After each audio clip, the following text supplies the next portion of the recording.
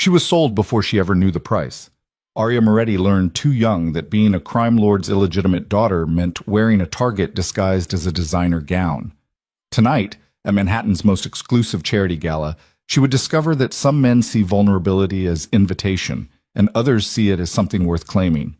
What happened next would shatter alliances, ignite a war between empires, and transform an unwanted daughter into the most dangerous woman in the city. If you stay with me until the end, hit that like button and drop your city in the comments. I want to see how far Arya's story reaches across the world. The Sinclair Ballroom glittered like a jewelry box designed to showcase its contents, and Arya Moretti knew exactly which category she fell into.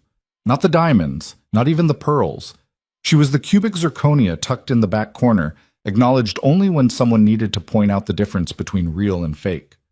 She stood near the marble columns at the edge of the dance floor, champagne flute balanced between fingers that had learned to look graceful even when they trembled. The dress she wore, midnight blue silk that cost more than most people's monthly rent, had been delivered to her apartment that morning with a note in her father's handwriting. Look presentable. The Morettis have a reputation to maintain. Arya had laughed, a bitter, hollow sound that echoed in her empty kitchen. The Morettis had a reputation, certainly. Leon Moretti had built an empire on fear, loyalty, and the kind of ruthless efficiency that turned whispered names into legends. His legitimate children, Marcus and Isabella, stood across the ballroom now, surrounded by admirers, secure in their birthright. They wore the family name like armor. Arya wore it like a scar. Still hiding in corners, sweetheart? The voice slithered across her shoulder before she saw the face. Richard Castellano, married to a senator's daughter, father of 3. Hands that wandered wherever his wife wasn't looking. You know, for someone who looks like that, you spend an awful lot of time pretending to be invisible. Arya didn't turn. She'd learned that eye contact was invitation to men like Richard. I'm not hiding. I'm observing. Observing what? He moved closer. She could smell his cologne, expensive, cloying. All these people pretending you belong here? The words landed exactly where he'd aimed them. Arya's fingers tightened around the champagne flute. Everyone knows what you are, Arya. Richard's voice dropped lower, intimate in the way that made her skin crawl. Leon's little mistake, pretty enough to keep around, not legitimate enough to matter. There's a word for women in your position. There's a word for married men who corner young women at charity galas, Arya said, her voice steady despite the rage building in her chest. Multiple words, actually. None of them flattering. Richard's smile sharpened. Careful. You don't have the protection you think you do. Your father might claim you at events like this, but we both know he wouldn't lift a finger if something unfortunate happened to you. The truth of it was a knife between her ribs.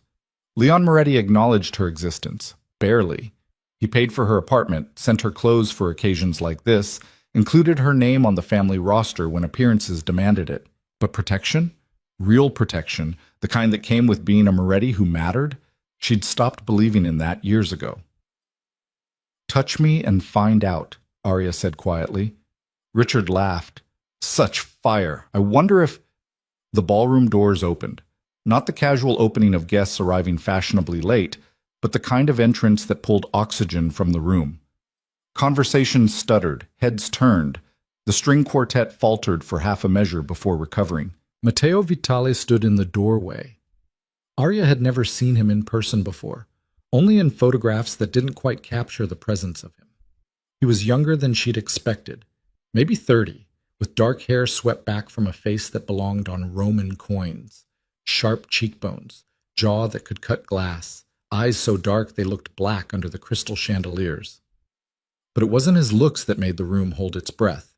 It was the power that radiated from him like heat from a furnace. The absolute certainty in the way he moved, the way he existed in space. Matteo Vitale didn't ask for permission or attention. He commanded it simply by breathing. The Vitale family controlled the ports, shipping, imports, exports. Anything that moved through New York Harbor moved through Vitale territory. Matteo had inherited the empire 3 years ago when his father died, and in that time, he doubled their holdings and tripled their influence. He was Leon Moretti's strongest rival, and he was walking straight toward her. Arya's heart stopped. Richard Castellano stepped back so quickly he nearly knocked over a passing waiter. The crowd parted like water, faces turning to track Matteo's path across the marble floor. His security detail, two men built like brick walls, remained by the entrance, but their eyes tracked every movement in the room. Matteo's gaze never wavered. Those black eyes locked onto Arya with the precision of a predator identifying prey, or a king identifying his queen. He stopped 3 feet away, close enough that she could see the threads of gold in his dark eyes, the faint scar along his jawline, the absolute lack of hesitation in his expression. Arya Moretti. His voice was deep, textured like smoke and whiskey. Not a question, a statement of fact. She should say something, anything. Her mind raced through options, polite greeting, casual deflection, icy dismissal, but her voice had abandoned her completely. Matteo extended his hand, not in greeting, in command. Dance with me. 3 words that weren't a request. The ballroom had gone completely silent. Every eye in the room tracked this moment. The Vitale heir approaching Leon Moretti's illegitimate daughter at a charity gala like she was someone who mattered, like she was someone worth claiming in front of every powerful family in the city. Arya's mind screamed warnings. Dancing with Matteo Vitale would be a statement, a declaration. It would put a target on her back brighter than anything Richard Castellano's wandering hands could create. But her hand was already moving. Her fingers slipped into his palm, and the contact sent electricity racing up her arm. His hand was warm, calloused, strong enough to break her bones, but gentle enough that she felt, for the first time in longer than she could remember, safe. He led her to the center of the dance floor.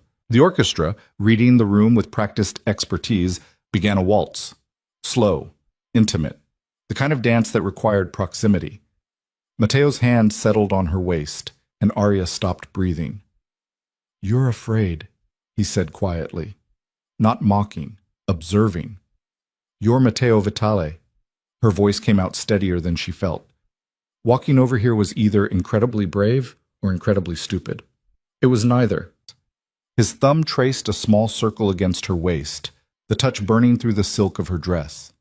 It was inevitable. They moved together, and Arya discovered that Matteo danced the way he walked, with absolute confidence, leading her through the steps as if they'd done this 1,000 times before. The room spun around them, faces blurring into a kaleidoscope of shock and speculation. "Why?" Arya asked. "Why what? Why me? Why here? Why now?" She looked up at him, searching those dark eyes for answers. "We've never met. You don't know me." Matteo's lips curved into something that wasn't quite a smile. "I know you better than you think. That's not an answer. I know you stand alone at events like this because your father is too proud to claim you fully and too calculating to disown you completely." His voice dropped lower, meant only for her. "I know Richard Castellano has cornered you 3 times in the last month, and you've handled it yourself because asking for protection would require admitting you need it. I know Marcus and Isabella pretend you don't exist unless cameras are present, and that your mother died when you were 16, leaving you without allies in a world that views you as leverage." Arya stumbled. Matteo's arm tightened, keeping her upright, keeping her close. "How do you—" "I've been watching you for 6 months, Arya Moretti." The words should have terrified her. Instead, they felt like revelation. "While everyone else saw Leon's embarrassment, I saw strength.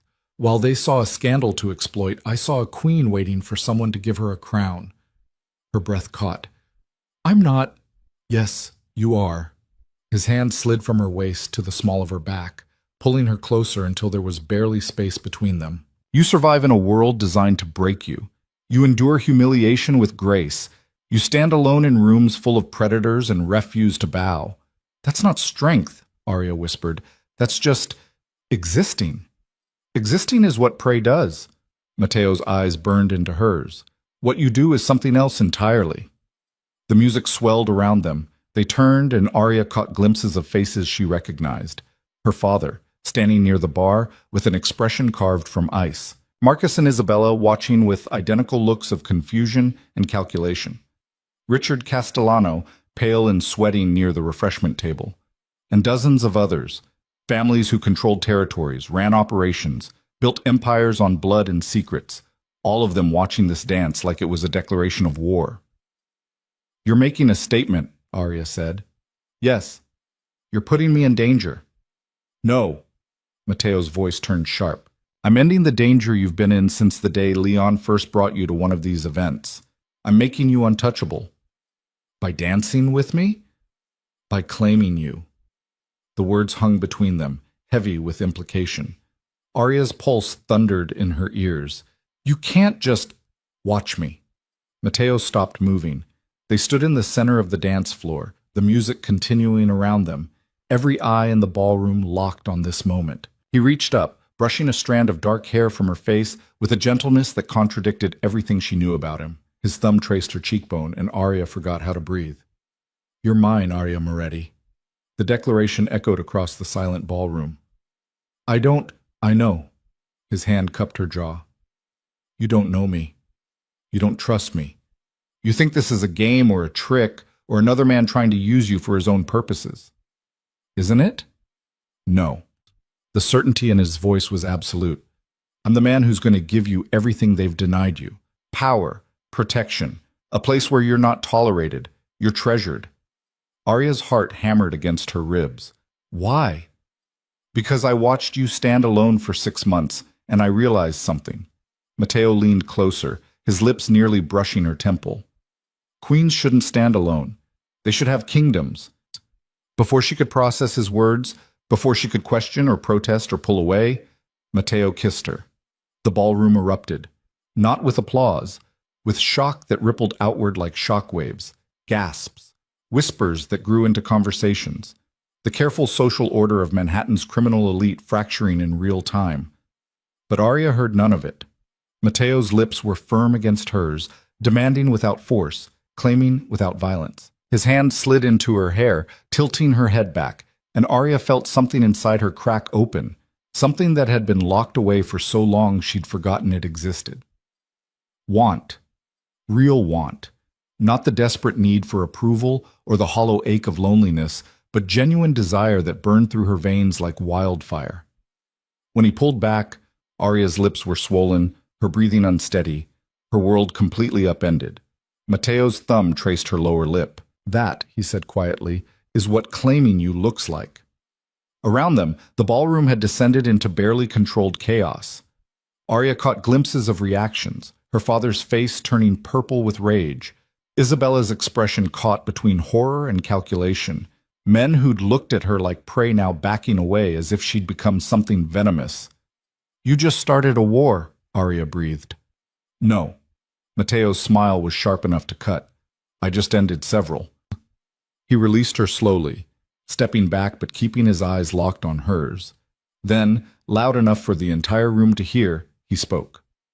Arya Moretti is under my protection, effective immediately. Anyone who touches her, threatens her, or disrespects her answers to me. His gaze swept across the ballroom, landing on faces that paled under the weight of his attention. And I don't show mercy. The message was crystal clear. Arya had gone from illegitimate daughter to protected asset in the span of a single dance. But Mateo wasn't finished. He turned to where Leon Moretti stood, his expression unreadable. We should talk. Tonight. Your office or mine? Leon's jaw worked. For a long moment, Arya thought he might refuse, might explode in front of everyone. Instead, he gave a single, curt nod. Mateo turned back to Arya. He lifted her hand to his lips, pressing a kiss to her knuckles that felt more intimate than the one they'd shared in front of hundreds of witnesses. I'll see you soon, Arya. Then he was gone, striding across the ballroom with the same confidence he'd arrived with, his security detail falling into step behind him. The doors closed and the spell broke. Conversation exploded around her. Arya stood alone in the center of the dance floor, her skin still burning where Mateo had touched her, her mind reeling from everything that had just happened. She'd come to this gala as Leon Moretti's unwanted daughter, a scandal in a designer dress, tolerated but not treasured, visible but not valued. She was leaving as something else entirely. 2 hours later, Arya sat in the back of a car service, still wearing the midnight blue gown, still feeling Mateo's hands on her waist, his lips against hers, his words echoing in her mind. You're mine. Her phone buzzed, a text from a number she didn't recognize. Tomorrow. 2 p.m. Il Giardino. We have things to discuss. MV Aria stared at the screen until it went dark, her reflection ghostly in the glass. She should be terrified. She should be planning how to extricate herself from whatever game Matteo Vitale was playing. She should be worried about the consequences, the backlash, the danger. Instead, for the first time in her life, Aria Moretti felt something she'd never felt before. Powerful. Il Giardino occupied the top floor of a building Matteo owned in Tribeca. Exclusive, expensive, and completely private. Aria arrived at 1:55 p.m., dressed in a charcoal suit that felt like armor, her dark hair pulled back in a way that said professional instead of prey. The maitre d' recognized her immediately. "Ms. Moretti, Mr. Vitale is expecting you." He led her through the main dining room, currently empty, the restaurant not open for service, to a private room overlooking the city. Floor-to-ceiling windows offered a view of Manhattan that made Aria feel like she was standing on top of the world. Matteo stood near the window, dressed in a black suit that probably cost more than her monthly rent. He turned when she entered, and the impact of his attention was like being hit with a spotlight. "You came. You didn't really give me a choice." Aria's voice came out steady. "That text wasn't a request." "No," Matteo agreed. "It wasn't." He gestured to a table set for two. White linen, crystal glasses, a bottle of wine already breathing. "Sit. We have a lot to discuss." Aria considered refusing, considered turning around and walking out, consequences be damned. Instead, she crossed the room and sat, keeping her spine straight, her expression neutral. Matteo poured wine with the ease of someone comfortable with expensive things. He handed her a glass, then took the seat across from her. "You're angry," he observed. "You kissed me in front of every powerful family in New York." Aria set the glass down without drinking. "You claimed me like I was property. You told my father we needed to talk. So yes, I'm angry." "Good." Matteo's lips curved. "Anger is better than fear. I'm not afraid of you. I know." He leaned back in his chair, studying her with those dark, penetrating eyes. "That's one of the reasons I chose you." "Chose me?" Aria laughed, the sound bitter. "Like I'm a suit you picked off a rack." "No." Matteo's voice turned serious. "Like you're the queen I've been waiting for." There was that word again. Queen.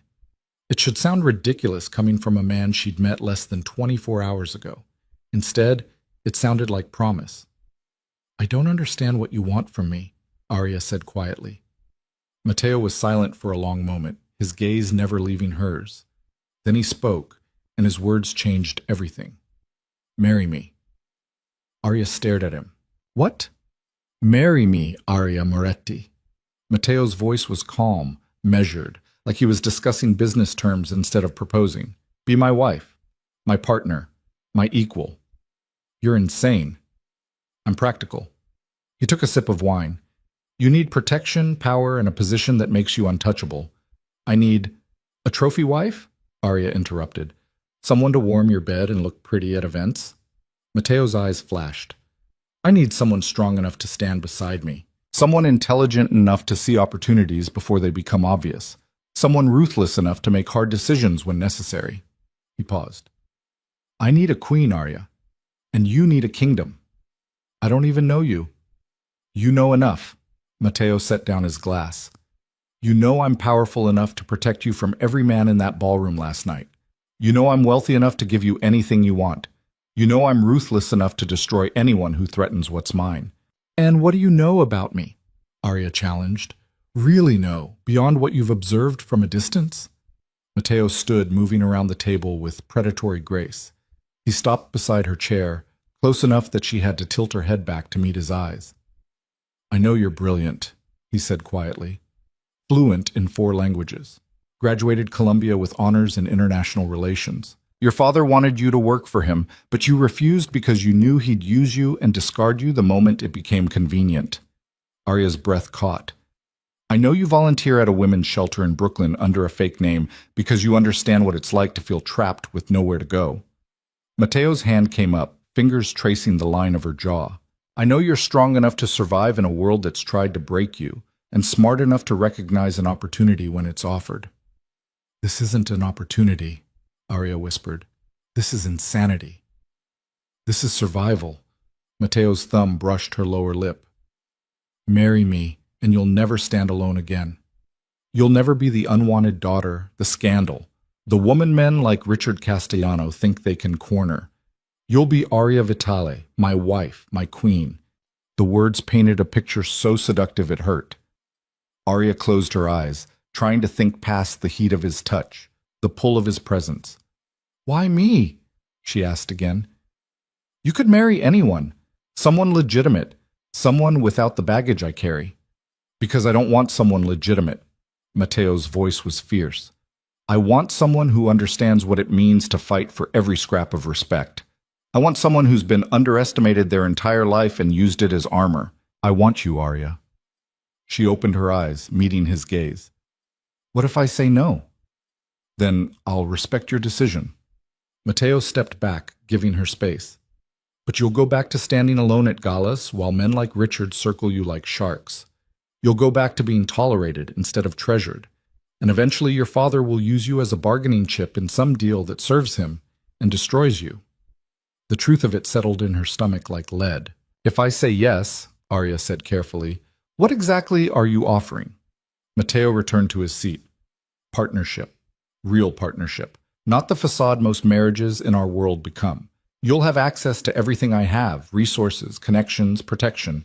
You'll sit in on meetings, contribute to decisions, build your own influence within the organization. And in return, you stand beside me. You use that brilliant mind to help me expand our territory. You become the face of the Vitale family at events and negotiations where a woman's presence provides advantage. He paused. And you share my bed. Heat flooded Arya's cheeks. Romantic. I'm not offering romance, Mateo said bluntly. I'm offering respect, trust, protection, partnership. Romance is a luxury people in our world can't afford. And if I develop feelings? The question felt vulnerable, dangerous. Mateo's expression softened infinitesimally. Then I'd consider myself fortunate. Arya picked up her wine glass, taking a long sip to buy herself time to think. Her mind raced through implications, consequences, possibilities. Marrying Matteo Vitale would change everything. She'd go from invisible to impossible to ignore, from scandal to power, from prey to predator. But it would also put her at the center of her father's attention in ways she'd spent years avoiding. It would make her a target for anyone who wanted to strike at Matteo. It would tie her fate to a man she'd known for less than a day. I need time, she said finally. You have until tonight. Arya's eyes snapped to his. That's not enough. Your father is planning something. Mateo's voice turned serious.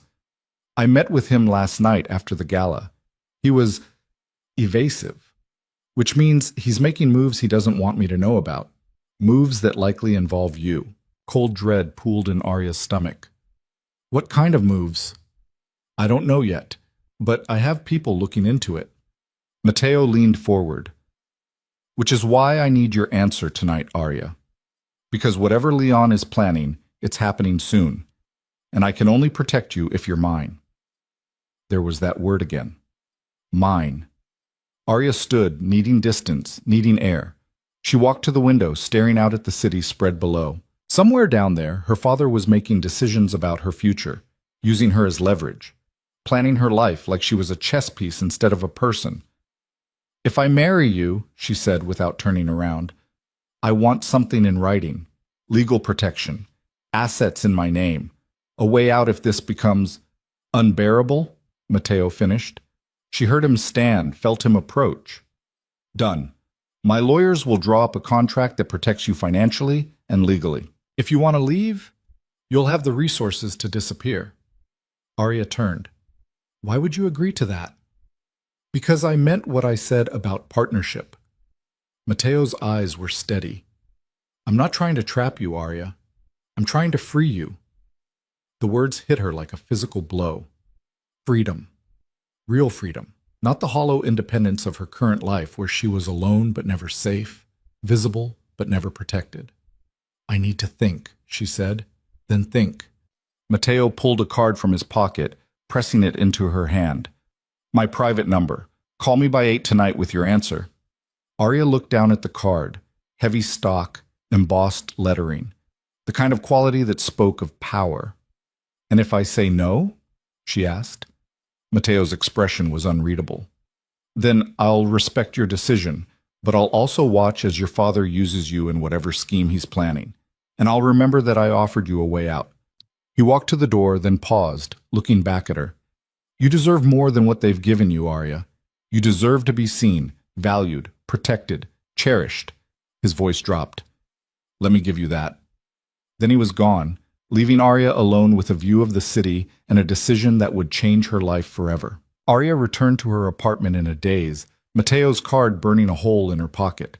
The penthouse her father paid for, a gilded cage on the Upper East Side, felt smaller than usual, the walls pressing in as she paced from window to window, watching the city move below without really seeing it.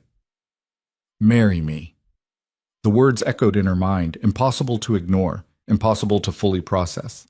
She'd been proposed to before, twice, actually. Once by a business associate of her father's who was 63 and looking for a young wife to parade around. Once by a man who'd seemed genuine until she discovered he wanted access to Moretti connections more than he wanted her. But Mateo's proposal was different. Transactional, yes, but honest about it. He wasn't pretending to love her. He wasn't offering fairy tales or romance. He was offering partnership, protection, and power. Everything she'd never had. Her phone buzzed. A text from Isabella. Father wants to see you. His office. Now. Arya's stomach dropped. Leon Moretti never summoned her to his office.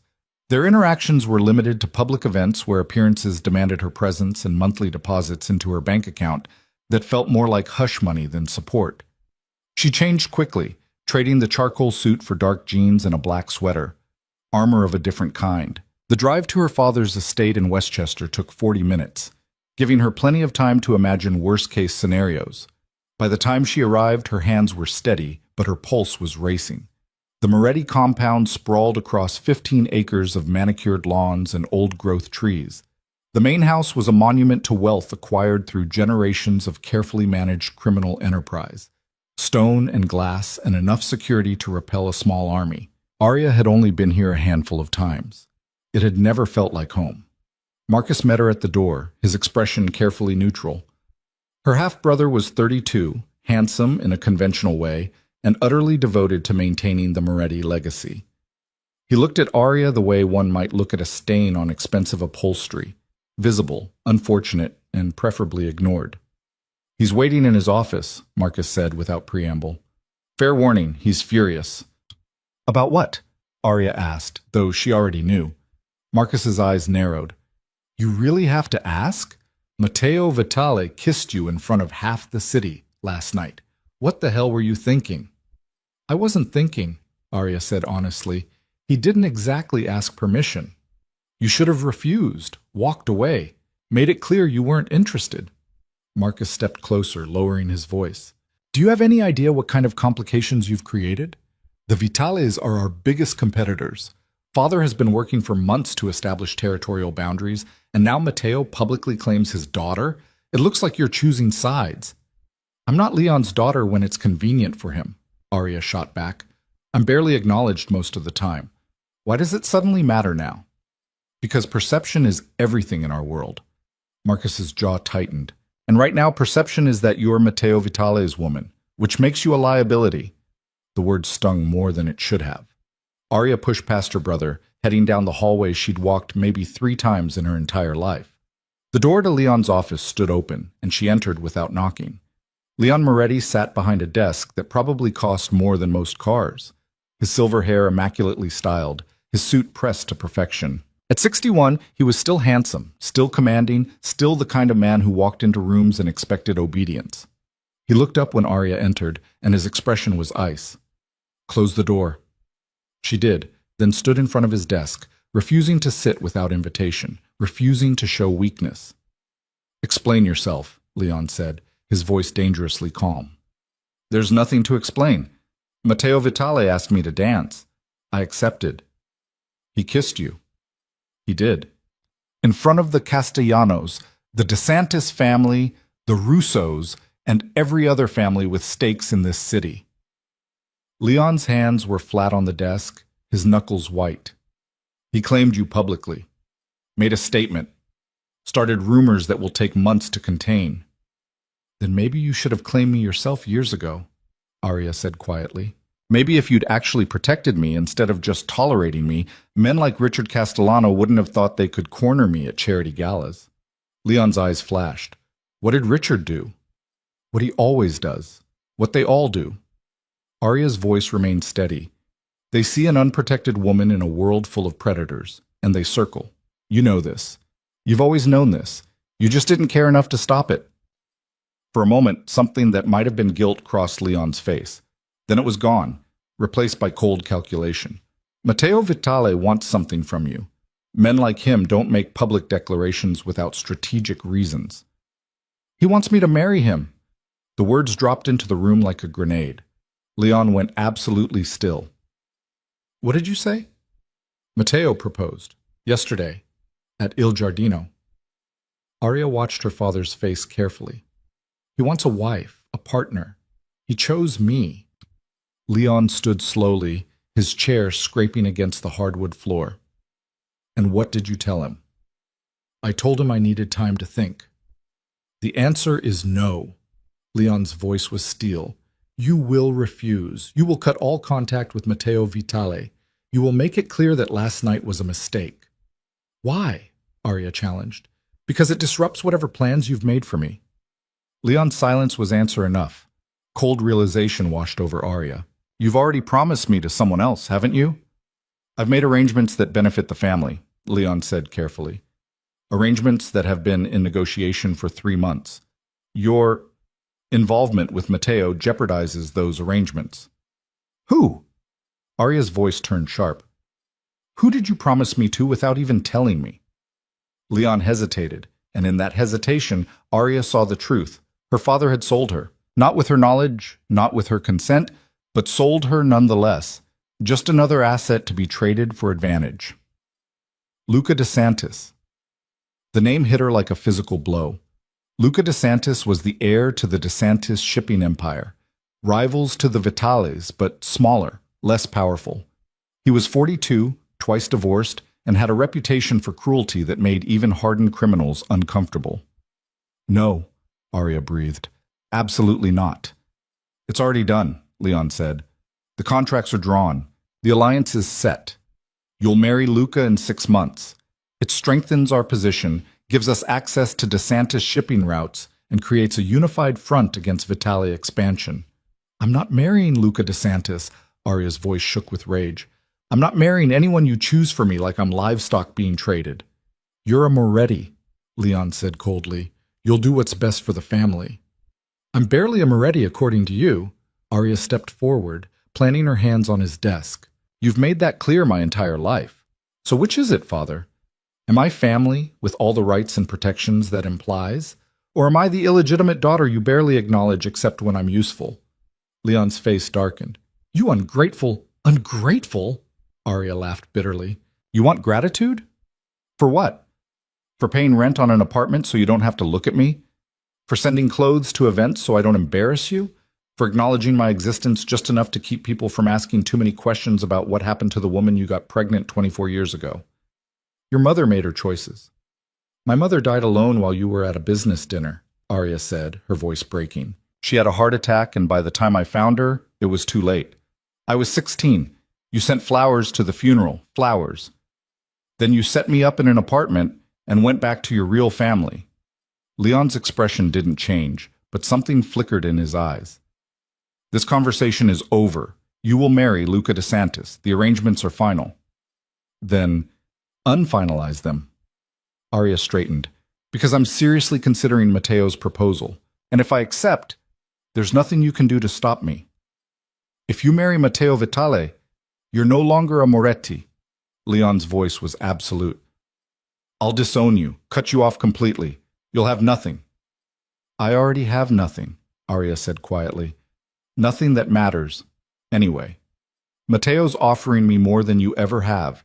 Respect, protection, partnership. A place where I'm not just tolerated. She turned toward the door, done with this conversation, done with begging for scraps of affection from a man who'd never wanted her in the first place. Arya. Leon's voice stopped her at the threshold. She looked back. Luca DeSantis is dangerous. More dangerous than you realize. If you reject this arrangement, there will be consequences.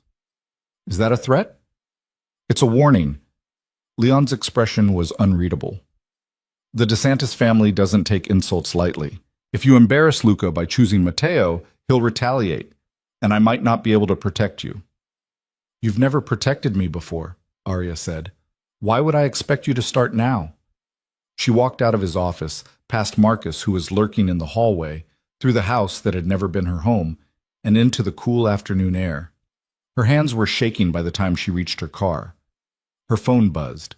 A text from an unknown number. Your father's meeting with Luca DeSantis tomorrow at noon. Pier 47. Thought you should know. M.V. Matteo. Of course he had people watching her father. Of course he knew about the DeSantis arrangement before she did. Another text followed. The offer still stands. 8 p.m. Your choice. Arya sat in her car, staring at the messages until the screen went dark. Then she made a decision that would change everything. She called Matteo. He answered on the first ring. Arya. I need to know something, she said without preamble. And I need the truth. Ask. Did you know about Luca DeSantis? Before you approached me at the gala, did you know my father was planning to marry me off? Matteo was silent for a long moment. Yes. The honesty startled her. How long have you known? 6 weeks. One of my people intercepted communications between Leon and Antonio DeSantis. They've been negotiating your marriage as part of a larger territorial agreement, and you decided to interfere. I decided to offer you an alternative. Matteo's voice was steady. What Leon's planning isn't marriage, Arya. It's a transaction that treats you like property. Luca DeSantis has a reputation for how he treats his wives. The first one divorced him after 2 years and won't speak about what happened during their marriage. The second one disappeared 6 months after the divorce was finalized. Ice settled in Arya's stomach. Disappeared? Her body was never found. Officially, she moved to Europe. Unofficially. Matteo paused. She knew too much about DeSantis operations. Became a liability. And my father was going to hand me over to him. Yes. Arya closed her eyes, fighting back the anger threatening to choke her. What else should I know about Luca? He's violent, paranoid. He runs the DeSantis shipping operation with an iron fist, and anyone who crosses him disappears. His father Antonio is equally ruthless but more controlled. Together they've built an empire on intimidation and brutality. Why does my father want an alliance with them? Because the DeSantis family controls routes Leon needs for expansion, and because Antonio promised military support if Leon ever goes to war with me. Matteo's voice turned grim. Your marriage to Luca would seal that alliance, make it unbreakable. So stopping my marriage to Luca benefits you strategically. Yes, Matteo admitted, but that's not why I'm doing this. Then why? Because I meant what I said at Il Giardino. You deserve better than what they're planning for you. Better than being traded like cargo. Better than becoming another woman who disappears when she becomes inconvenient. Arya's throat tightened. I don't know if I can trust you. You can't, Matteo said bluntly. Not yet. Trust is earned, not given. But you can trust that our interests align. I want you safe, powerful, and at my side. That requires treating you as an equal, not a possession. And Luca? Luca wants you silent, obedient, and eventually disappeared when you know too much. That requires treating you as disposable. The choice, laid out so starkly, was almost laughable in its simplicity. Partner or victim. Queen or casualty. I need more time, Arya said. You have until 8 p.m. After that, I'll need to make other plans. Matteo paused. But Arya, whatever you decide, be careful. Luca doesn't react well to rejection. The line went dead. Arya sat in her car outside her father's estate, watching the sun sink lower in the sky, and tried to imagine a future where she married Luca DeSantis. tried to picture herself standing beside a man known for violence and paranoia, sleeping next to someone who'd made his previous wife disappear, living under constant surveillance and control. The image made her sick. Then she tried to imagine a future as Mateo's wife, standing beside him at negotiations, contributing to strategy, building her own power base, being seen as partner instead of property. The image terrified her, but it also thrilled her. Her phone rang. Isabella. What? Arya answered. Father told me about Luca. Isabella's voice was tight. This is insane, even for him. You can't marry that man. Arya blinked. Isabella had never shown concern for her before. Why do you care? Because I'm not a monster, Isabella snapped. I know we're not close. I know I've been cold to you over the years, but Luca DeSantis is dangerous. Father's making a mistake and you'll pay for it. He's already decided. The contracts are signed. Then break them. Refuse. Run if you have to. Isabella's voice dropped. I know about Mateo's proposal. How? Marcus has sources in Vitale territory. They reported back about your meeting at Il Giardino. Isabella paused. Marry Mateo, Arya. Whatever his reasons for wanting you, at least he won't kill you when you become inconvenient. That's a low bar for marriage. It's our world, Isabella said bitterly. Low bars are all we get. But at least with Mateo, you'd have a chance at something resembling a partnership. With Luca, you'd be lucky to survive the honeymoon. Arya's hands tightened on the steering wheel. Why are you telling me this? Because you're my sister. Isabella's voice cracked slightly. Half-sister technically, but still. And because I've watched Father treat you like you don't matter for 24 years, and I'm tired of pretending it's acceptable. You deserve better. The words hit harder than any argument Mateo had made. Arya's eyes burned with unshed tears. If I marry Mateo, Father will disown me. Probably, Isabella agreed, but you'd be alive. And honestly, being disowned by Leon Moretti might be the best thing that ever happened to you. After Isabella hung up, Arya sat in silence, watching the sky turn from blue to purple to black. At 7:45 p.m., she pulled out Mateo's card and dialed his private number. He answered immediately. Arya, I have conditions. I'm listening. First, I want everything in writing. Prenuptial agreement that protects my assets and gives me a way out if necessary. Legal documentation that ensures I'm a partner, not property. Done. My lawyers will have everything ready by tomorrow. Second, I want autonomy. I'm not decorative. If I'm going to be your wife, I contribute. Strategy, negotiations, operations. I want real involvement, not token participation. That's what I'm offering, Mateo said. I need your skills, Arya, your intelligence, your language abilities, your understanding of how families like ours operate. You'll have as much autonomy as you can handle. Third, Arya continued, her voice steady despite her racing heart, I want protection, not just for me, for the people I care about, the women at the shelter in Brooklyn, the few friends I have who aren't connected to this world. They don't become leverage against me. Agreed. Anyone you designate as protected gets resources and security. No exceptions. Arya took a deep breath. And fourth, I want honesty. No games. No secrets that could get me killed. If we're partners, I need to know what I'm walking into. I'll tell you everything you need to know to stay safe and make informed decisions, Mateo said. But Arya, some secrets exist for protection. There are things I can't share immediately, not because I don't trust you, but because knowing certain information makes you a target. It wasn't perfect, but it was honest. More honest than anything her father had ever offered. When would we get married, she asked. 2 weeks. Small ceremony, immediate legal protection, and a very public announcement that makes it clear you're under my protection. 2 weeks, Arya repeated, her mind reeling. That's fast. Luca will move quickly once he hears you've refused him. We need to make you legally untouchable before he can retaliate. Mateo's voice softened slightly. I know this is happening fast. I know you're taking a leap of faith, but I promise you, Arya, I will never treat you the way your father has. You will never be disposable to me. The sincerity in his voice decided her. Yes, Arya said quietly. I'll marry you. Mateo exhaled, and she realized he'd actually been uncertain of her answer. Thank you. Don't thank me yet. You're getting a woman with serious family complications and a target on her back. I'm getting a queen, Matteo corrected.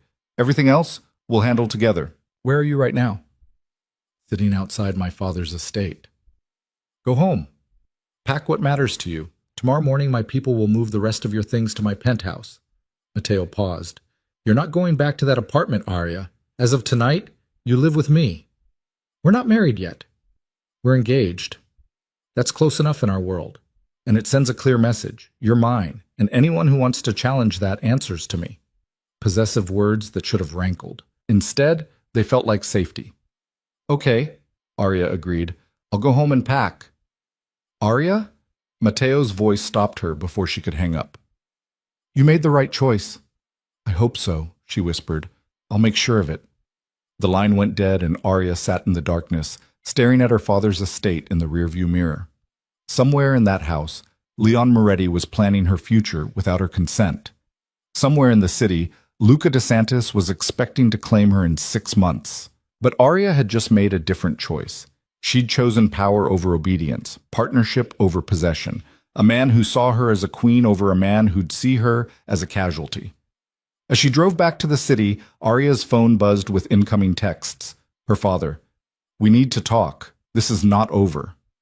Marcus. You're making a huge mistake. Isabella. Good luck. You're braver than I am. And finally, Matteo. Address is 432 Park Avenue, penthouse level. Security code is 1847. Welcome home. Home. The word felt foreign, dangerous, impossibly hopeful. Arya pulled up to her current apartment building, the place that had been her prison and sanctuary for 8 years, and began packing the pieces of her life that mattered. Photographs of her mother, books in 4 languages, the few items of jewelry she'd inherited, clothes that were hers, not gifts from her father, meant to make her presentable. It all fit in 3 suitcases. As she loaded the last bag into her car, her phone rang. Unknown number. Hello? Arya Moretti? The voice was smooth, cultured, and utterly cold. I don't believe we've been properly introduced. I'm Luca DeSantis. Ice flooded her veins. How did you get this number? Your father gave it to me. We are engaged, after all. Luca's tone suggested amusement. I hear you've been spending time with Matteo Vitale. I wanted to call and remind you that you belong to me. Whatever games you're playing with Vitale, they end now. I don't belong to anyone, Arya said, her voice steadier than she felt. You belong to whoever your father says you belong to, and he says, you're mine. Luca's voice hardened. I'm a patient man, Arya, but I don't share. If I hear you've been with Matteo again, there will be consequences. Is that a threat? It's a promise. Ask Matteo about what happened to the last woman who tried to play us against each other. Ask him about Sofia Russo. The line went dead. Arya stood in the parking garage, her hands shaking, Luca's words echoing in her mind. She pulled out her phone and texted Matteo. Who is Sofia Russo? The response came quickly. Get to my penthouse. Now. We need to talk. Arya drove through Manhattan with her heart in her throat, Luca's threat following her like a shadow. When she finally pulled up to 432 Park Avenue, one of the most exclusive residential buildings in the city, a valet appeared immediately to take her car. Ms. Moretti, he said, as if he'd been expecting her. Mr. Vitale asked that you be sent directly up. The elevator ride to the penthouse level felt like ascending to another world. When the doors opened directly into Matteo's apartment, Arya's breath caught. Floor-to-ceiling windows offered a view of Manhattan that made the city look like a constellation of stars. The space was modern, masculine, expensive in the way that whispered rather than shouted. And standing in the center of it all, still wearing the black suit from earlier, was Matteo. You're safe, he said, the relief in his voice palpable. Luca called me. Arya set down her bags. He threatened me, told me I belonged to him. And he mentioned someone named Sofia Russo. Matteo's expression darkened. Come here. She crossed the space between them, and Matteo's hands came up to frame her face, his touch gentle despite the intensity in his eyes. Sofia Russo was the daughter of a smaller family trying to broker peace between the Vitales and the DeSantis family 3 years ago. She was young, beautiful, caught between two men courting her, one of my cousins and Luca DeSantis. What happened to her? She chose my cousin. Luca took it as an insult. Matteo's jaw tightened. 2 weeks before the wedding, Sofia disappeared. Her body was found in the river 3 days later. Officially, it was ruled an accident. Unofficially, everyone knew Luca killed her as a message. No one rejects a DeSantis. Horror washed over Arya. And no one did anything? Her family was too small to retaliate. My cousin wanted war, but my father was still alive then, and he chose diplomacy over vengeance. It's one of the few decisions I'll never forgive him for. Matteo's thumbs traced her cheekbones. That's who Luca DeSantis is, Arya. That's what he does to women who choose someone else. Then we need to move fast, Arya said, her voice hard. Before he can do anything. We will. Matteo pulled her closer. But first, you need to understand something. From this moment forward, you're under 24-hour protection. My people will be with you everywhere. You don't go anywhere alone. You don't take calls from numbers you don't recognize. You don't deviate from approved routes. That sounds like prison. That sounds like staying alive. Matteo's expression was fierce. Luca made his move tonight by calling you. He's testing boundaries, trying to intimidate you into compliance. We respond by making you legally untouchable as quickly as possible. 2 weeks, you said. I'm moving it up. 1 week. We'll get married at my estate with minimal guests, file the paperwork immediately, and make a public announcement that leaves no room for interpretation. 1 week. 7 days to go from unwanted daughter to powerful wife. 7 days to transform her entire life.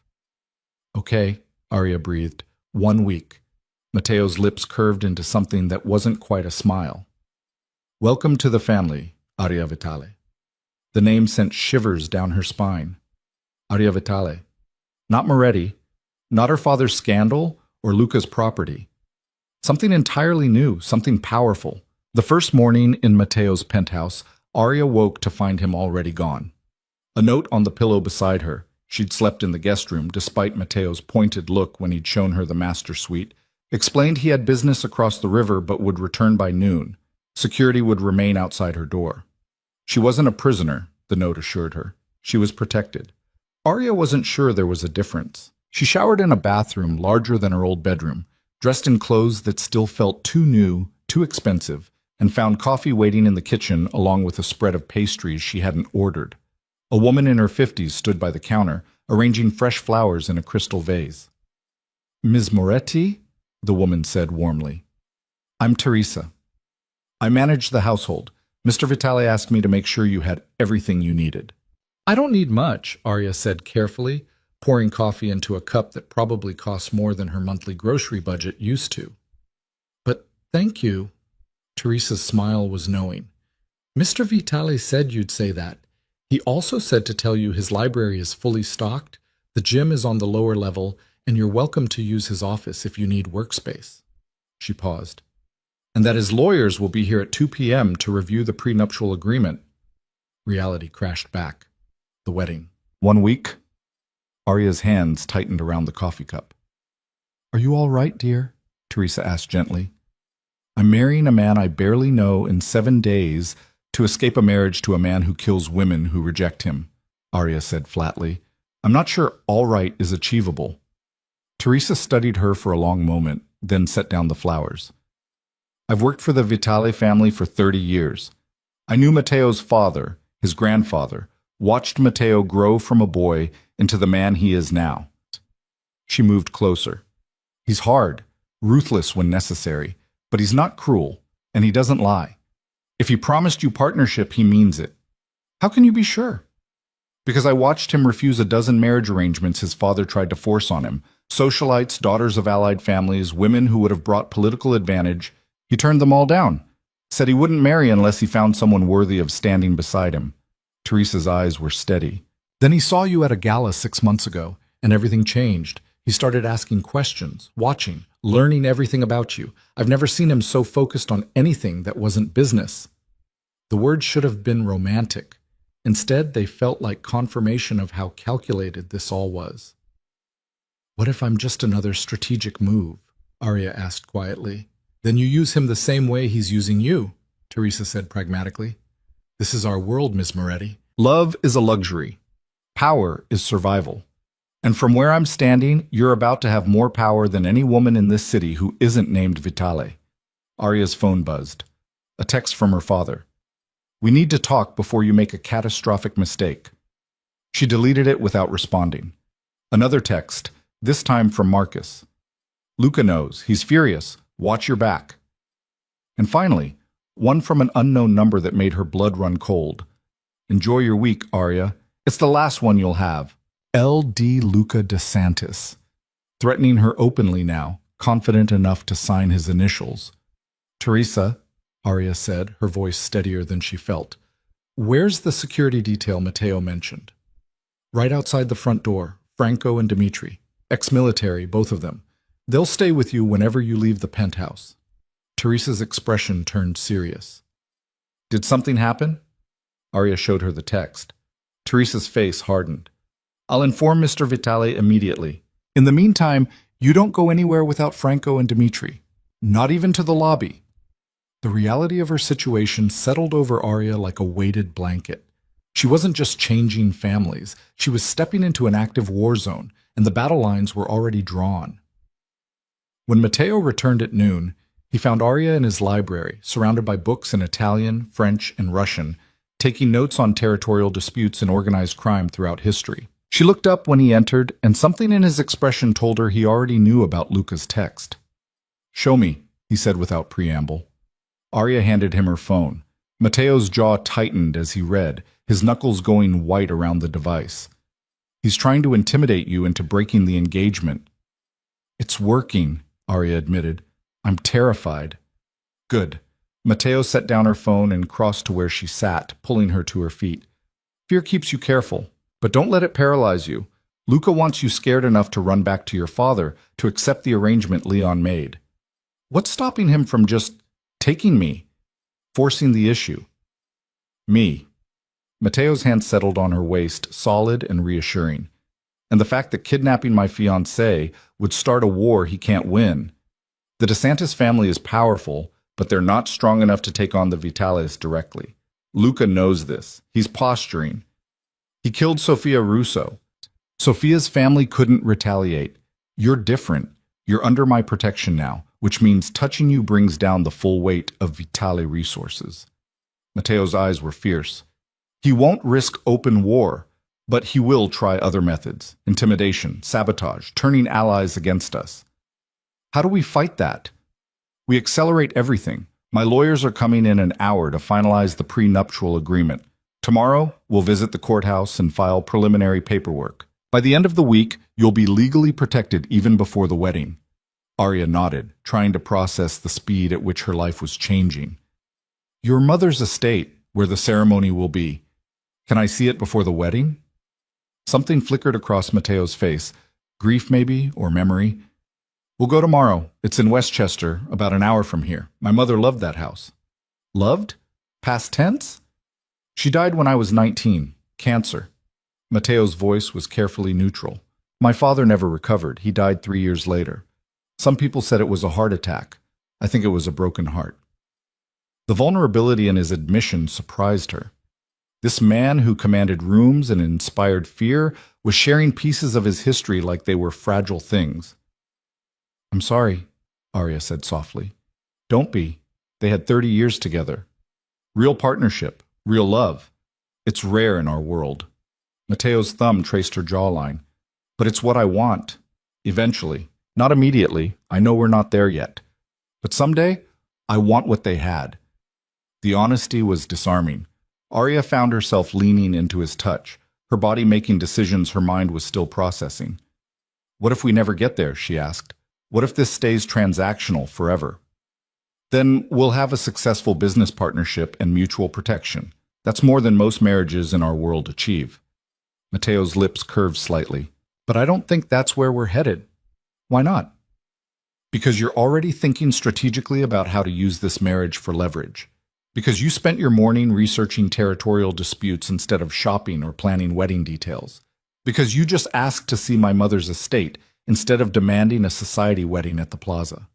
His eyes were warm. You're exactly who I thought you were, Arya. And that's someone I could genuinely build something with. Before she could respond, the doorbell rang. Teresa's voice carried from the foyer, greeting someone. Mateo stepped back, his professional mask sliding into place. The lawyers. Ready to negotiate your future? Arya squared her shoulders. Let's go. The next 2 hours were a masterclass in legal protection. Mateo's attorneys, 3 of them, all sharply dressed and ruthlessly competent, walked Arya through a prenuptial agreement that protected her in ways she hadn't even considered. Separate bank accounts with substantial deposits in her name. Property rights. Divorce clauses that ensured she'd leave with enough money to disappear if necessary. Legal documentation that made her a partner in specific Vitale business ventures. This is more than I expected, Arya said, scanning the documents. This is what partnership looks like. The lead attorney, a woman named Catherine with steel gray hair and eyes that missed nothing, replied, Mr. Vitale was very specific about ensuring you had autonomy and protection. What about his protection? Arya asked, looking at Mateo. This agreement gives me everything. What do you get? A wife who can't be leveraged against me because she has her own resources, Mateo said. A partner who stays because she wants to, not because she's trapped. That's worth more than money. Arya signed the documents with a hand that trembled slightly. Catherine witnessed the signatures, then passed everything to her associates for filing. Congratulations, Miss Moretti. You're now one of the most legally protected women in New York. Catherine's smile was genuine. Use it wisely. After the lawyers left, Mateo poured 2 glasses of whiskey, expensive, smooth, the kind that burned pleasantly going down. He handed one to Arya, then raised his own in a toast. To partnership. To survival, Arya countered. To both. They drank, and Arya felt the alcohol warm her from the inside out, loosening the tension that had been coiled in her chest since Luca's text. What happens now? She asked. Now we prepare for war. Mateo set down his glass. Because Luca won't accept this quietly. Neither will your father. The next few days will be critical. They'll try everything to break us apart before the wedding makes it permanent. What kind of everything? Threats? Bribes? Attempts to turn my allies against me by suggesting I'm weak for choosing you over strategic advantage. Mateo's expression hardened. They'll go after your reputation, try to paint you as a gold digger or a spy. They'll spread rumors designed to make me question your loyalty. Will you? Question my loyalty? No. The certainty in his voice was absolute. Because I know exactly why you're doing this. Survival, power, escape from a nightmare. Those are honest reasons. I can work with honest. Arya's phone buzzed. Isabella. She answered, putting it on speaker at Mateo's gesture. Arya, where are you? Isabella's voice was tight with urgency. Safe. Why? Because Father just met with Antonio DeSantis. They're accelerating your engagement to Luca. They want to announce it publicly tomorrow at the Russo charity dinner. Arya's blood turned to ice. Tomorrow? They're trying to force your hand. If they announce the engagement publicly before you can marry Mateo, it creates complications. Social pressure. Family obligation. They're banking on you not being willing to publicly reject Luca and humiliate both families. Mateo's expression was carved from stone. Tell your father that if he makes that announcement, it will be the last decision he makes regarding Arya. Isabella was quiet for a moment. Is that Matteo Vitale? Yes? Good. Because you need to know something else. Luca's already threatening retaliation. He's telling anyone who will listen that Arya belongs to him, and Mateo's interference is an act of war. Let him talk, Mateo said coldly. Actions matter more than words. He's planning actions too. I don't know details, but I overheard Antonio telling Father to prepare for necessary measures if Arya doesn't comply. Isabella's voice dropped. Be careful, both of you. The call ended, and Arya looked at Mateo, seeing her own calculation reflected in his eyes. We move up the wedding, she said. Not next week. Now. Tonight, Mateo agreed. Small ceremony, legal witnesses, file the paperwork immediately. By the time your father makes his announcement tomorrow, you'll already be my wife. The speed of it was dizzying, but Arya felt certainty settle in her bones. Do it. Mateo made 3 phone calls. The first to his attorney, demanding emergency marriage licensing. The second to a judge he had in his pocket, arranging an immediate ceremony. The third to his security team, doubling protection and preparing for potential retaliation. By 6 p.m., Aria found herself standing in Mateo's penthouse wearing a simple white dress Teresa had somehow procured in 2 hours. No guests except Teresa and Catherine as witnesses. No flowers, no music, no ceremony beyond the legal minimum. Just Mateo in a dark suit looking at her like she was the answer to a question he'd been asking for years. The judge, an older man who clearly owed Mateo significant favors, arrived at 7. He kept the ceremony brief, efficient, legally binding. Do you, Matteo Vitale, take Aria Moretti to be your lawfully wedded wife? I do. And do you, Aria Moretti, take Matteo Vitale to be your lawfully wedded husband? Aria looked at the man who'd offered her escape, protection, and partnership. The man who'd seen her as a queen when everyone else saw a scandal. The man who was now her only shield against forces that wanted to destroy her. I do. Then by the power vested in me by the state of New York, I now pronounce you husband and wife. Matteo stepped forward, his hands framing her face with a gentleness that contradicted everything she knew about him. May I kiss my bride? Aria nodded, unable to speak past the emotion clogging her throat. The kiss was different from the one at the gala. Less performance, more promise. His lips moved against hers with a certainty that made her feel claimed and cherished in equal measure. When he pulled back, his eyes were dark with something that looked like possession and felt like protection. Hello, Mrs. Vitale. The name hit her like electricity. Mrs. Vitale. No longer Moretti. No longer her father's unwanted daughter or Luca's intended victim. Something entirely new. They signed the marriage certificate while Catherine and Teresa witnessed, making it legal and binding. The judge left with an envelope that Aria suspected contained far more than his standard fee. Teresa hugged her with tears in her eyes. Catherine shook her hand with approval. And then they were alone. Husband and wife. Matteo poured champagne, handed her a glass. To the shortest engagement in New York history. To surviving it, Aria added. They drank, and Aria felt the weight of the day settling into her bones. She was married, 24 years old, and married to a man she'd known for less than a week. It should have felt like a mistake. Instead, it felt like the first real choice she'd ever made. What happens tomorrow? She asked, when my father makes his announcement and discovers I'm already married. War, Matteo said simply. But we'll be ready. He pulled out his phone, typed something quickly, then showed her the screen. A press release ready to send to every major media outlet in the city. Matteo Vitale and Aria Moretti. Wed in private ceremony. The Vitale family is pleased to announce the marriage of Matteo Vitale to Aria Moretti, which took place this evening in an intimate ceremony. Mrs. Vitale will be taking an active role in Vitale family operations and looks forward to contributing to continued growth and success. Simple, direct, undeniable. When does this go out? Aria asked. The moment your father takes the stage tomorrow to announce your engagement to Luca, we'll steal his thunder and make it clear you're already mine. The strategy was ruthless. Aria loved it. He'll be furious. He'll be impotent, Matteo corrected, because there's nothing he can do. You're legally my wife. Any contract he signed with Antonio DeSantis is void. Any promises he made are broken. And if he tries to retaliate, he'll find himself at war with the Vitales. Aria's phone erupted with messages. Her father, Marcus, Isabella, even Richard Castellano somehow having heard rumors. She ignored them all except Isabella's. Did you do it? Aria typed back. Yes, I'm married. Isabella's response came quickly. Thank God. Stay safe. I'll try to run interference with father, but he's going to lose his mind. Then another message, this one that made Aria's blood run cold. Luca just found out. He's on his way to Matteo's building. Aria showed Matteo the text. His expression turned lethal.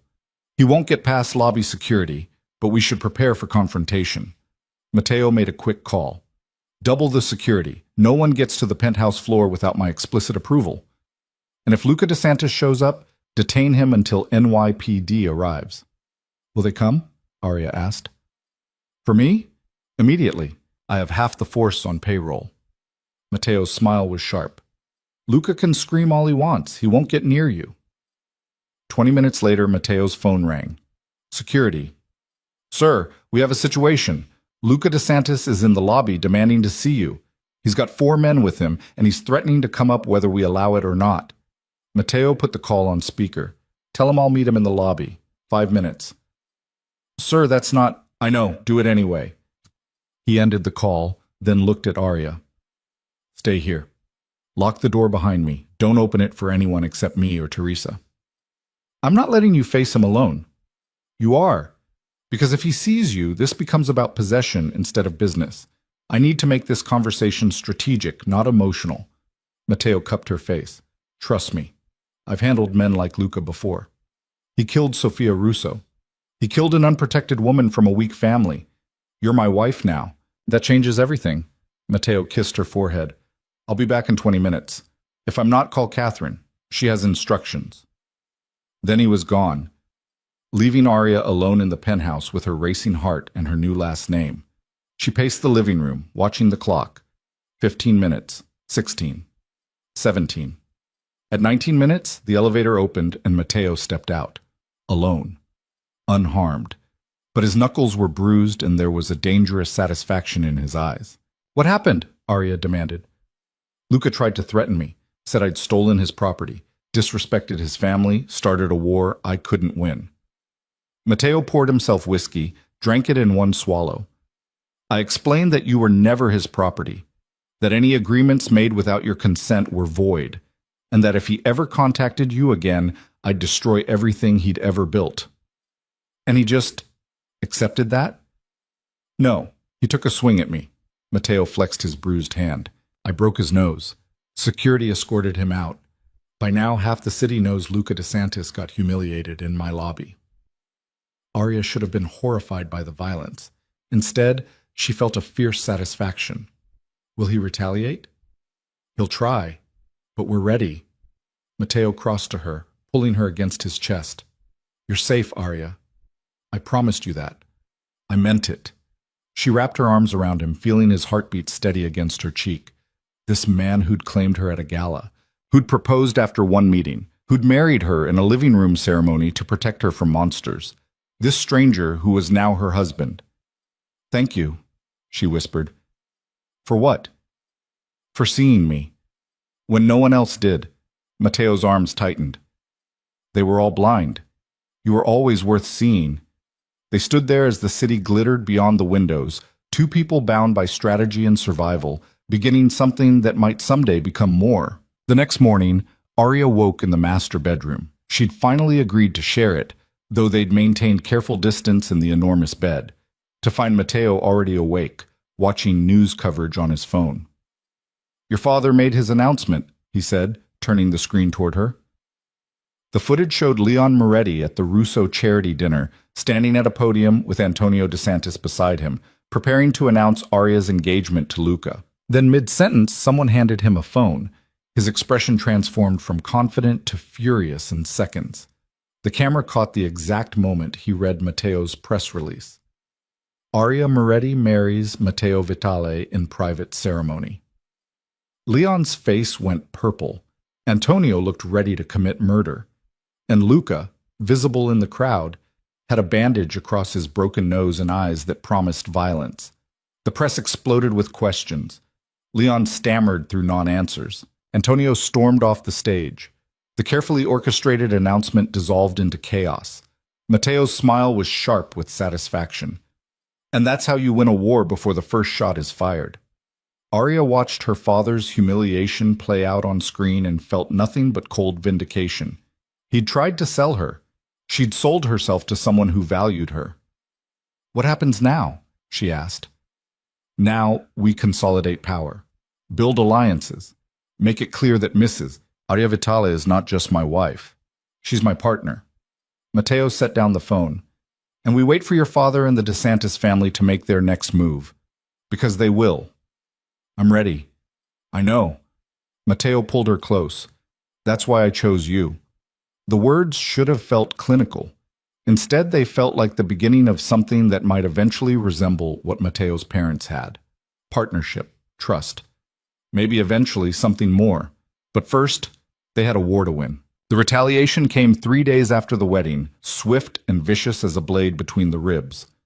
Arya was in Mateo's office, their office now, he'd insisted, reviewing shipping manifests when Catherine arrived unannounced, her expression grim enough to make Arya's stomach drop.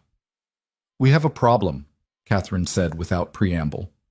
Antonio DeSantis just filed a lawsuit claiming breach of contract. He's saying Leon Moretti entered into a binding marriage agreement on your behalf, and by marrying Mateo, you violated that contract. Arya set down the papers. Can he do that? He can try. The contract's validity is questionable.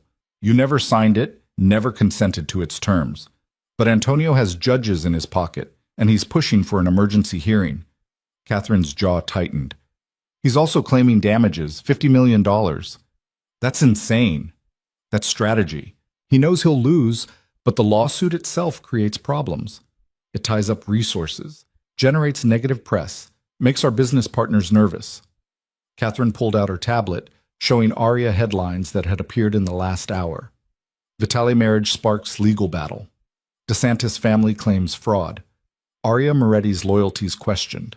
Mateo appeared in the doorway, his expression carved from ice. He'd been in meetings all morning with shipping contractors, but clearly someone had alerted him. "When's the hearing?" he asked.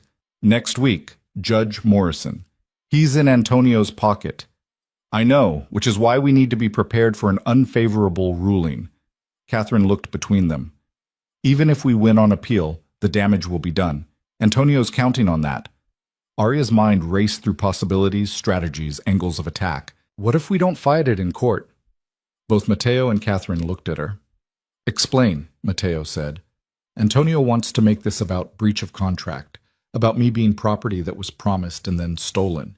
He wants a legal battle that paints me as the problem." Arya stood, pacing. "What if instead we make it about something else entirely? Something that shifts the narrative?" "I'm listening," Catherine said.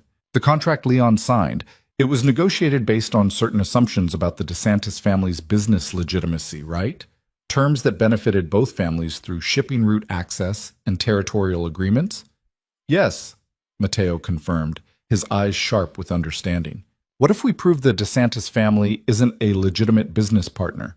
What if we expose operations that would make any contract with them legally void due to criminal enterprise?" Catherine's expression shifted from grim to intrigued. "You want to go after their entire operation. I want to make it impossible for them to sue us without exposing themselves to federal prosecution." Arya looked at Mateo. "You said you have people who gather intelligence. What do we know about DeSantis operations that they'd want to keep hidden?" Mateo was quiet for a long moment, calculation flickering across his face. Then he made a decision that Arya could see reshaping his entire strategy. "Catherine, give us the room." The attorney left without question, and Mateo pulled Arya to the window overlooking the city. When he spoke, his voice was low, meant only for her. "What I'm about to tell you stays between us. Not even Catherine knows all of this." "Okay." "The DeSantis family controls shipping routes, yes, but their real money comes from human trafficking. They move people, mostly women and children, through their ports, selling them to the highest bidder. It's why Antonio was so eager for the marriage arrangement with your father. Leon's legitimate business connections would have provided perfect cover for expanding operations." Horror washed over Arya, cold and nauseating. "And my father knew?" "I don't know. Maybe he suspected. Maybe he chose not to ask questions." Mateo's hand settled on her shoulders. "But this is dangerous information, Arya. The kind that gets people killed. If we expose the DeSantis trafficking operation, we're not just ending a lawsuit. We're starting a war that will be bloody and brutal. They killed Sofia Russo for rejecting Luca. They're trafficking human beings. They threatened to kill me for choosing you." Arya's voice was steel. "I'm not afraid of their war. I'm afraid of what happens if we don't stop them." Mateo studied her face, and something in his expression shifted. Pride, maybe. Or recognition that the woman he'd married was exactly who he'd hoped she'd be. "If we do this, there's no going back. Your father will know you were involved. The entire criminal network will see you as a threat. You'll never be safe standing on the sidelines again." "I was never safe on the sidelines," Arya said. At least now I can fight back. Mateo's lips curved into something fierce and approving. Then we go to war. He made a series of calls summoning people to the penthouse. Within an hour, Arya found herself in a room with 6 of Mateo's most trusted operatives, men and women who looked like accountants and lawyers but moved with the precision of soldiers. "This is my wife, Arya," Mateo said, and the words carried weight that made everyone in the room stand straighter. "She'll be working directly with us on this operation. Anything you tell me, you tell her. Understood?" Nods all around. Arya felt the shift in the room, the acknowledgement that she wasn't decorative or symbolic, but actually part of the team. A woman named Elena, sharp-eyed, mid-30s, with the coiled energy of a predator, spread photographs across the conference table. "These are the DeSantis shipping facilities. 3 legitimate operations in Red Hook, Newark, and Connecticut, and 2 shadow operations we've identified in international waters, cargo ships registered under shell companies that never dock in U.S. ports." "Where do the ships go?" Arya asked. "Southeast Asia, Eastern Europe, South America. They pick up cargo and transport it to private buyers." Elena's expression was grim. "We've intercepted communications suggesting they move anywhere from 20 to 50 people per month." The numbers made Arya sick. 20 to 50 lives destroyed, sold, disappeared. And her father had been willing to tie their family to this operation. "Do we have proof?" Mateo asked. "Hard evidence that would stand up in federal court?" "We have communications, financial records showing payments from known trafficking networks, and testimony from 3 people who escaped DeSantis ships." Elena pulled up documents on a screen. "But going public with this information would expose our sources and potentially get them killed." "What if we didn't go to federal authorities?" Arya said slowly, an idea forming. "What if we went to someone who could destroy the DeSantis family without a trial?" Everyone looked at her. "The families," she continued, "the other crime organizations in the city. Most of them have rules about certain operations, drugs, weapons, territory. But trafficking, especially children, that crosses lines even criminals won't cross." Mateo's eyes lit with understanding. "You want to expose Antonio to the council." "What's the council?" Arya asked. "The 5 most powerful families in New York meet quarterly to resolve disputes and establish territory boundaries. It's how we avoid all-out war." Mateo leaned back, considering.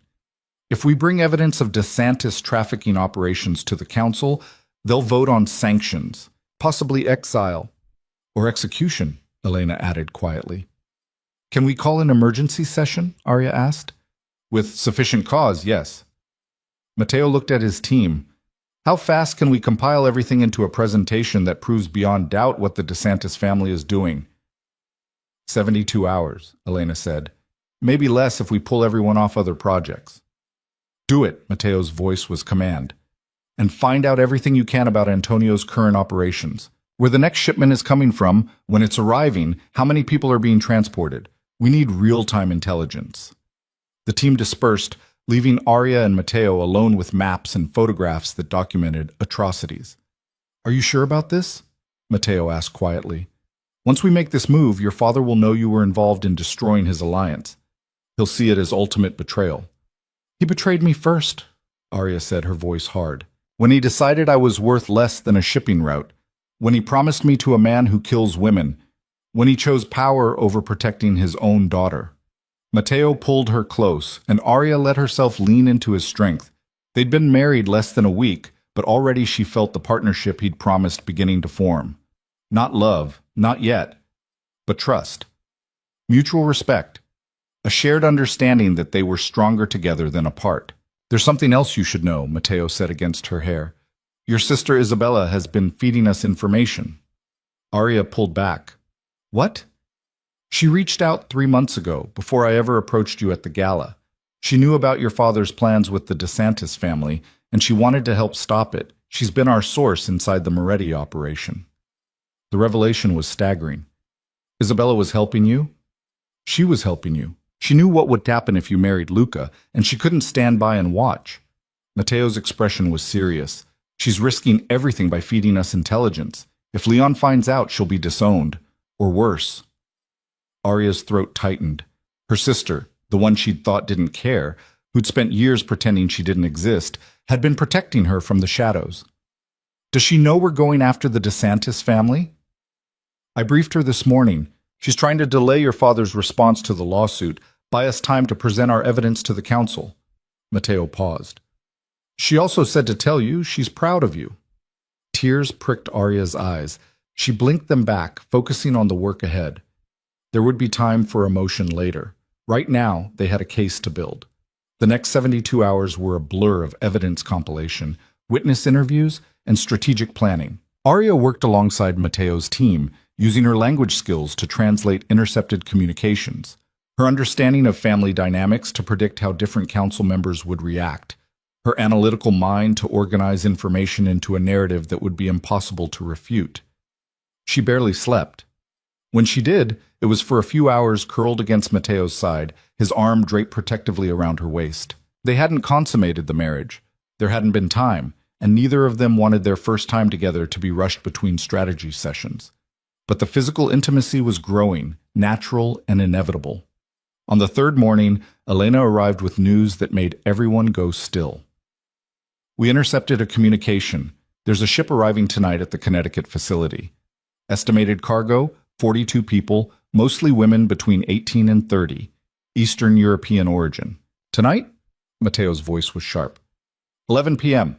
They're moving it up because of the lawsuit. Antonio wants to complete the transaction before we can interfere. Elena's expression was fierce. This is our chance. If we can intercept that shipment with witnesses present, we have undeniable proof. Arya's mind raced. The council meeting is tomorrow.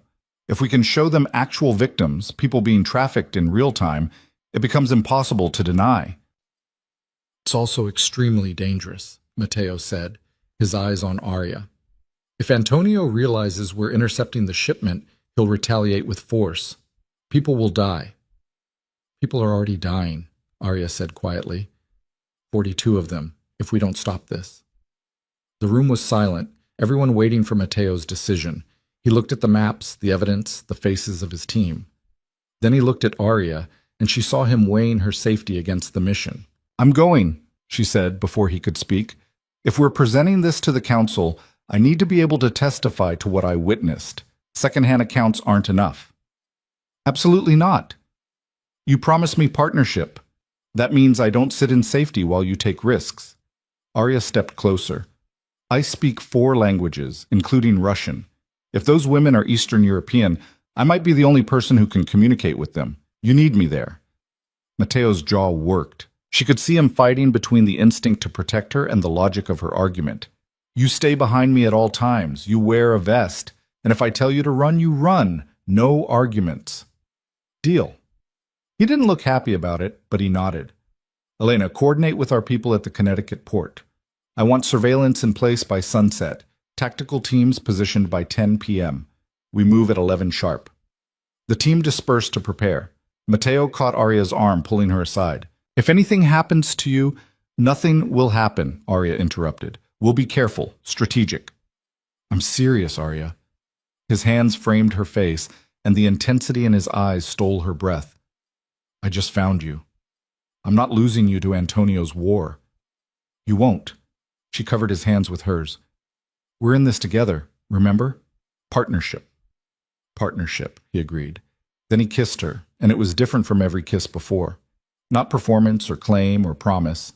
It was fear and hope, and something that felt dangerously close to actual emotion. When they pulled apart, Arya's heart was racing. After tonight, Mateo said quietly, when this is over and Antonio's dealt with, we're going to talk, really talk, about what this is becoming. What is it becoming? Something I didn't plan for. His thumb traced her lower lip. Something that might be more than partnership. Before Arya could respond, Elena called from the other room that they needed to move. The moment shattered, replaced by operational necessity. They drove to Connecticut in a convoy of 3 black SUVs, arriving at a warehouse 2 miles from the DeSantis facility just after dark. Mateo's tactical team was already in position, 8 people with military precision and enough firepower to start a small war. Arya wore a bulletproof vest under a dark jacket, her hair pulled back, a communication device in her ear. She felt like a character in a movie, except the danger was real and the stakes were lives. The ship docks in 40 minutes, Elena reported, monitoring communications from a laptop. DeSantis security is light, only 6 people on site. They're not expecting interference. Overconfidence, Mateo said. It'll cost them. At 10:55 p.m., they moved into position.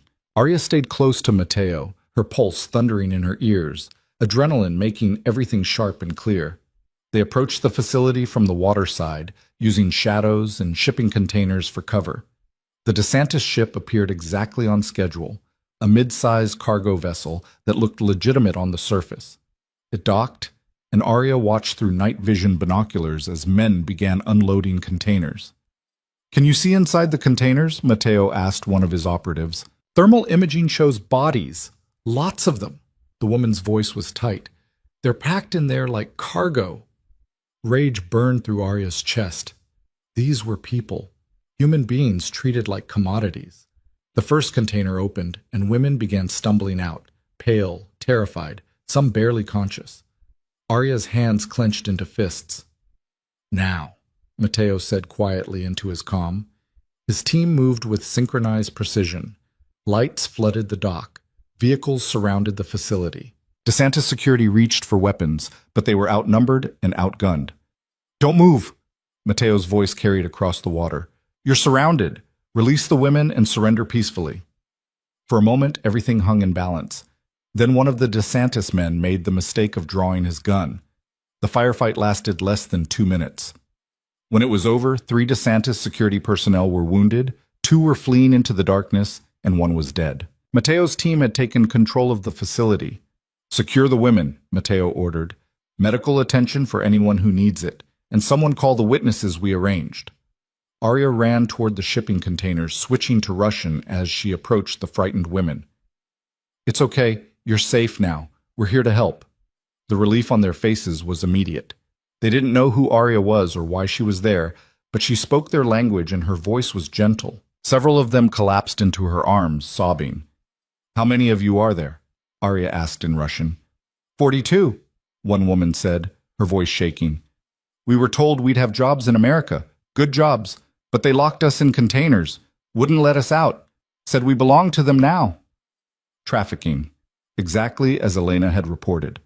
Over the next hour, representatives from 3 other families arrived, witnesses Mateo had arranged who could testify to what they'd seen. The women were given food, water, medical attention, statements were recorded, photographs documented everything.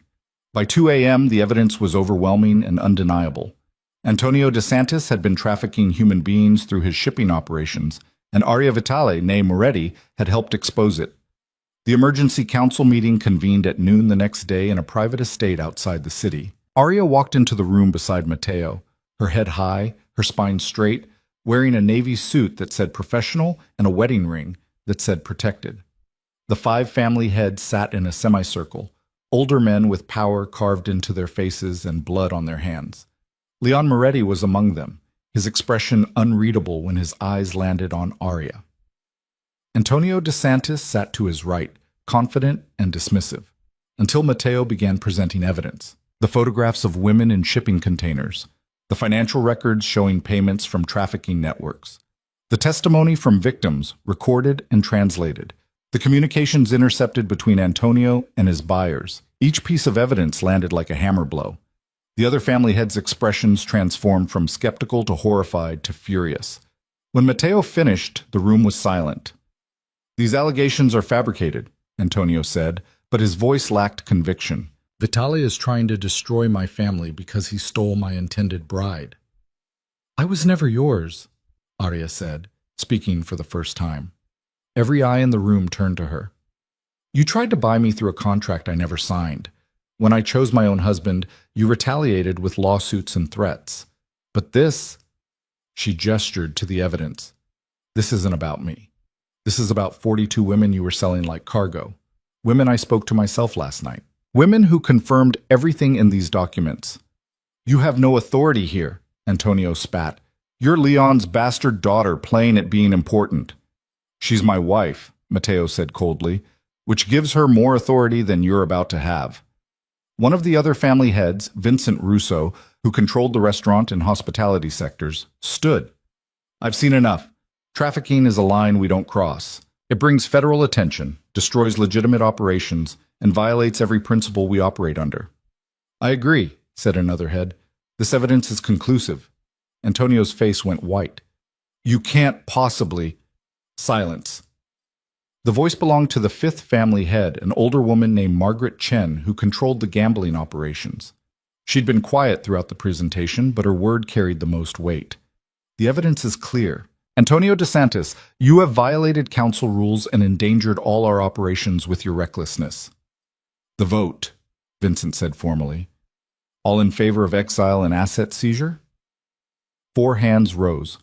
Only Leon abstained, his expression carefully blank. The motion carries, Margaret said. Antonio DeSantis, you and your family are hereby exiled from New York. All territories, holdings, and operations are forfeit. You have 72 hours to leave the city. If you return, the sentence is death. Antonio surged to his feet, rage contorting his features. This is because of her. That little... He didn't finish the sentence. Matteo moved faster than Arya had ever seen him move, crossing the room and slamming Antonio against the wall with enough force to crack the plaster. Finish that sentence, Matteo said, his voice deadly quiet. An exile will be the least of your problems. Security pulled them apart. Antonio was escorted from the room, still screaming threats. The other family heads filed out, some nodding at Matteo in approval, others carefully avoiding eye contact. Only Leon remained. Father and daughter stared at each other across the conference table, years of hurt and resentment hanging between them like fog. You destroyed an alliance that took me months to build, Leon said finally. You tried to sell me to a human trafficker, Arya replied. I'd say we're even. You chose him over your own family. You never made me feel like family. Arya's voice was steady, but emotion cracked through. I was always the mistake, the inconvenience, the daughter you acknowledged just enough to ease your conscience, but never enough to actually love. Leon's expression flickered. Your mother... Don't. Arya held up a hand. Don't use her as an excuse. She loved you. She died hoping you'd claim me as yours, and you sent flowers to her funeral. I didn't know what else to do, Leon said, and for the first time he sounded old, tired. You look so much like her.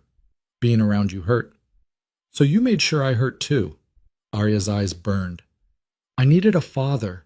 What I got was a monthly check and occasional appearances at charity events. Matteo offered me more in one conversation than you gave me in 24 years.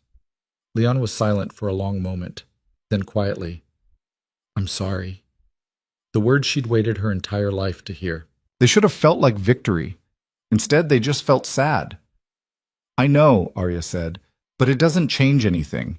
I'm not Arya Moretti anymore. I'm Arya Vitale, and I'm exactly where I choose to be. She turned and walked out of the conference room, leaving her father behind. Matteo was waiting in the hallway, and when he saw her face, he pulled her into his arms without words. It's done, she whispered against his chest. It's done, he confirmed. Antonio's finished. The DeSantis empire is dismantled, and you're safe. Safe.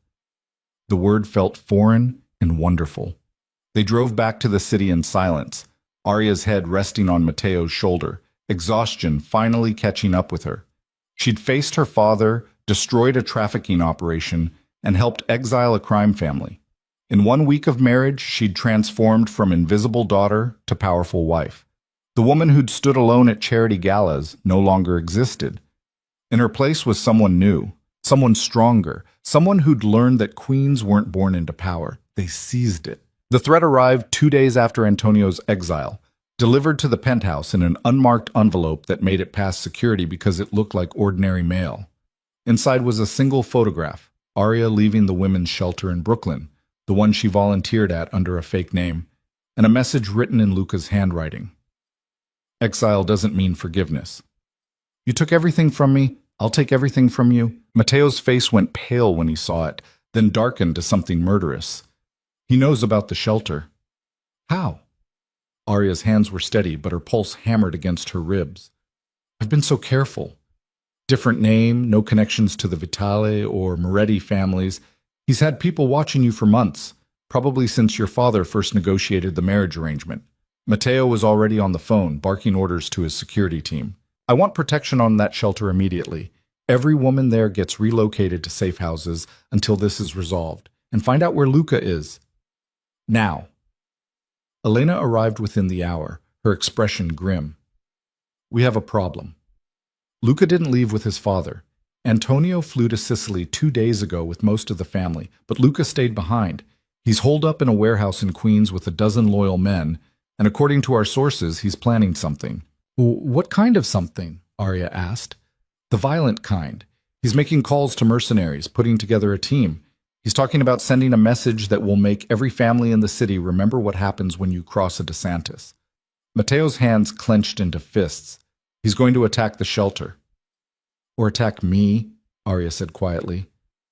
Use the women there as bait. The room went silent. Then Matteo turned to his team, and Arya saw the ruthless strategist who'd built an empire take full control. We don't wait for him to move, we strike first. His voice was steel and ice.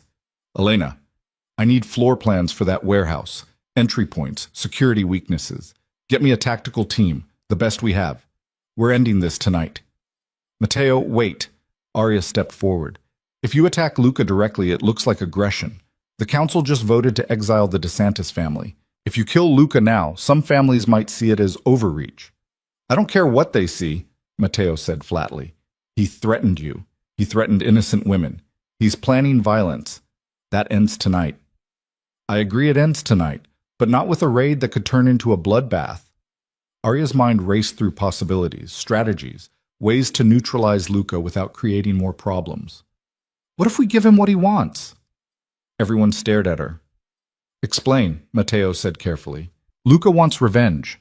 Specifically, he wants to hurt me for humiliating him, for choosing you, for destroying his family's empire. Arya's voice was steady. What if we let him think he's getting his revenge? Set a trap using me as bait? Absolutely not. Matteo's response was immediate and absolute. I'm not using you as bait. You're not using me. I'm volunteering. Arya turned to Elena. If we leak information that I'm going to be at a specific location, somewhere isolated, somewhere Luca would see as an opportunity, he'll come for me. We control the environment, position your tactical team in advance, and when he shows up to make his move, we have him. Elena was nodding slowly, seeing the strategy. It could work. Luca's emotional right now, acting on rage instead of logic. If he thinks he has a chance to grab Arya, to use her as leverage or worse, he'll take it without thinking through the risks. No. Matteo's voice was final. Find another way. There is no other way that doesn't risk innocent lives or create political complications, Arya argued. If you raid the warehouse, his men will fight back. People will die. Maybe your people, maybe his, maybe both. If you kill Luca in an assault, some families will question whether it was justified or excessive. But if Luca comes after me, tries to kidnap or kill the wife of a family head, his death becomes self-defense. Justified. Clean. She's right, Elena said quietly. Strategically, this is our best option. Matteo looked at Arya like he wanted to lock her in the penthouse and never let her leave. And if something goes wrong, if he gets to you before we can intervene, then you train me. Arya stepped closer to him, her voice fierce. You teach me how to defend myself, how to buy time, how to survive until your team can get to me. You said you wanted a partner, Matteo. Partners share risks. The internal war playing out on Matteo's face was visible. The part of him that had claimed her at the gala, fighting with the part that was falling for her in ways he hadn't planned. Finally, he exhaled. If we do this, we do it my way, with my Stern. Complete control of the environment, overwhelming tactical advantage, and you wear a wire and a tracking device at all times. The second things go sideways, you follow the exit plan exactly as rehearsed. Deal. And we have 48 hours to prepare, not a minute less. Matteo pulled her against his chest, his heart hammering beneath her cheek. I just found you, Arya. I'm not losing you to that bastard's revenge fantasy. You won't, she promised, hoping she was right. The next 48 hours were intensive training compressed into a crash course in survival. Matteo brought in specialists, a former Special Forces operative who taught Arya basic self-defense, pressure points, and how to break common holds. A communications expert who wired her with devices so small they were nearly invisible. A tactical coordinator who walked her through every possible scenario and the appropriate response. But mostly, it was Matteo himself who trained her. In the penthouse gym, he taught her how to fight dirty. Eyes, throat, groin, anything that would buy her seconds to escape. He made her practice until her muscles screamed and her movements became instinctive. And when she was exhausted and frustrated, he held her and reminded her why she was doing this. The women at that shelter, he said quietly, they're counting on us to keep them safe. And I'm counting on you to come back to me. I will, Arya promised. We're partners, remember? I'm not going anywhere. On the second night, as they lay in bed, still maintaining careful distance, though that distance was shrinking daily, Matteo spoke into the darkness. After this is over, we should talk about what this marriage is becoming. Arya's breath caught. What do you think it's becoming? Something I didn't plan for. His hand found hers between them, fingers lacing together. I expected partnership, strategic alliance, mutual protection, and maybe, eventually, respect. I didn't expect to actually care about you. The admission hung in the air between them, vulnerable and honest. I care about you too, Arya whispered. I didn't want to. It seemed dangerous, caring about someone in a marriage that started as a transaction. But somewhere between the council meeting and learning to throw a proper punch, I started falling for my husband. Matteo turned toward her, and in the dim light from the city beyond the windows, she could see emotion written across his face. When this is over, he said, when Luca's dealt with and you're safe, I want to court you properly. Take you to dinner, learn everything about you that isn't strategic or operational. Find out who Arya Vitale is when she's not fighting for survival. I'd like that. Arya's throat was tight. Though I should warn you, I'm not very interesting outside of crisis situations. I read a lot, volunteer at shelters, speak too many languages for casual conversation. You're fascinating, Matteo interrupted. And when this is over, I'm going to prove it to you. He kissed her then, and it was different from every kiss before. Not performance, or claim, or seduction, but genuine affection that made Arya's chest ache with how much she wanted this to be real. When they pulled apart, Matteo rested his forehead against hers. Come back to me tomorrow. That's not a request from your husband. That's a plea from a man who's falling in love with his wife. Arya's eyes burned. I promise. They made love that night.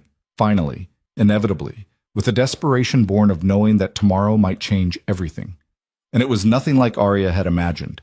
Not transactional or distant, but fierce and tender and real. Matteo touched her like she was precious, and claimed her like she was his, and when they finally lay tangled together in the aftermath, Arya felt something shift in her chest. This wasn't strategy anymore. This was love. The location Elena chose for the trap was perfect. An abandoned industrial building in Red Hook with multiple exits, clear sight lines, and enough space for Matteo's tactical team to position without being obvious. They spent the morning setting up cameras, establishing communication protocols, and rehearsing every possible scenario. Arya wore jeans and a sweater that hid the bulletproof vest beneath, her hair pulled back in a ponytail that gave Matteo access to place a nearly invisible tracking chip behind her ear. The wire was sewn into her bra, the emergency beacon built into her wedding ring. You remember the plan? Matteo asked for the third time, his hands framing her face. I remember. Enter through the south entrance. Move to the center of the main floor where the cameras have full coverage. Wait for Luca to make contact. If he approaches peacefully, I engage in conversation and try to get him to confess to his plans on tape. If he approaches with force, I trigger the beacon and follow exit route 3 to where your team is waiting. And if something goes wrong, I fight dirty, buy time, and trust that you'll get to me. Arya covered his hands with hers. I'll be fine, Matteo. We've planned for every possibility. Not every possibility. His jaw was tight. I can't plan for the possibility that I lose you. You won't. She pulled him down for a kiss that tasted like goodbye and promise and hope. I'm coming back to you. We have dinner reservations to keep, remember? Proper courting. I'm holding you to that. Matteo's embrace was almost crushing. I love you, Arya Vitale. Come back to me so I can spend the rest of my life proving it. I love you too, she whispered. Now let me go so I can end this. Elena and her team had leaked information to 3 sources known to have connections to Luca. Carefully crafted intelligence suggesting Arya would be at the Red Hook location at 4 p.m. to meet with representatives from the women's shelter, coordinating the relocation of residents. The bait was specific enough to be believable and irresistible enough to draw Luca out. Now it was 3:45, and Arya was walking into the building alone, her heart steady despite the adrenaline coursing through her veins. Matteo and his team were positioned in 3 locations: the roof, the basement access, and a warehouse across the street. 30 people total, all armed, all watching her every move through cameras and scopes. She was the most protected woman in New York, walking into danger with an army at her back. The building was exactly as Elena had described: vast, empty, echoing with the sound of her footsteps. Arya moved to the center of the main floor, standing in the pool of sunlight that streamed through broken windows, and waited. She didn't have to wait long. Luca DeSantis emerged from the shadows at 4:02, his face still bearing the marks of his broken nose, his eyes burning with rage that had festered for weeks. He had 4 men with him, not the dozen Elena had reported, which meant he'd either left people at the warehouse or split his forces. Arya Moretti, his voice echoed across the empty space. Sorry, Arya Vitale. I keep forgetting you traded up.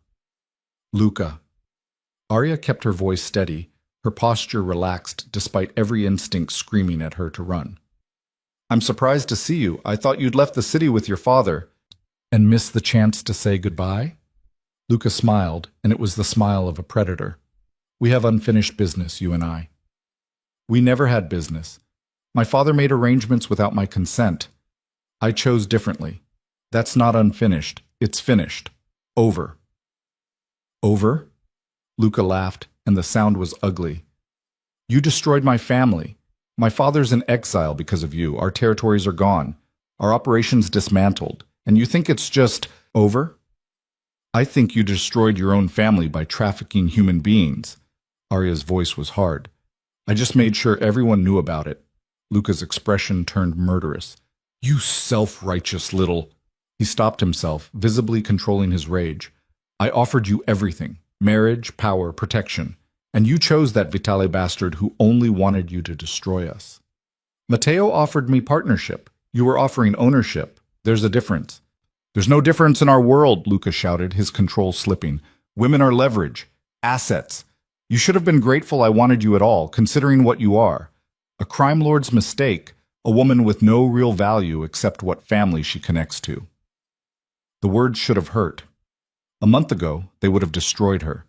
But Arya had spent the last weeks learning her own worth, and Luca's opinion meant nothing. If you really believe that, she said calmly, then why are you here? Why risk everything to confront a woman with no value? Luca's face contorted. Because you humiliated me. You made me look weak in front of every family in this city. You chose Matteo over me, and then you destroyed everything my family built. Your family built an empire on trafficking human beings. Destroying that doesn't make me the villain, Luca. It makes you one. Enough. Luca pulled a gun from his jacket, and Arya heard Matteo's voice explode in her earpiece. Beacon, now, exit Route 3. But Arya didn't move, because Luca's hand was shaking and his eyes were wild, and she realized with sudden clarity that he wasn't here to kidnap her. He was here to kill her, and nothing she said was going to change that. You took everything from me, Luca said, his voice breaking. So I'm taking everything from you, starting with your life. If you kill me, Matteo will hunt you to the ends of the earth. Arya's voice was steady, buying time. You know he will. You'll never be safe again. I'm not safe now. Luca's finger moved toward the trigger. At least this way, he'll suffer the way I'm suffering. Everything happened at once. Arya triggered the beacon in her ring, the signal screaming to Matteo's team. She dove sideways, exactly as she'd been trained, putting a concrete pillar between herself and Luca. The gunshot echoed like thunder, the bullet hitting stone where she'd been standing seconds before. Then the building erupted with activity. Matteo's tactical team poured in from 3 directions, weapons drawn, shouting for Luca and his men to drop their weapons. Luca's men scattered, two of them fleeing toward exits, the other two opening fire. Arya stayed behind the pillar, her heart hammering as chaos exploded around her. She heard more gunshots, shouted commands, the sound of bodies hitting the floor. And through it all, she heard Mateo's voice in her earpiece, rough with fear and fury. "Arya, talk to me. Are you hit?" "I'm fine. Behind the pillar on the east side. Luca's still armed. Stay down. We're coming to you."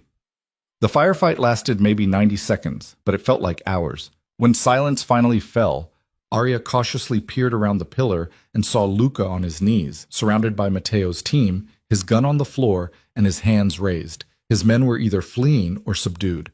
Then Mateo was there, pulling her into his arms with enough force to knock the breath from her lungs. "You're okay. Tell me you're okay."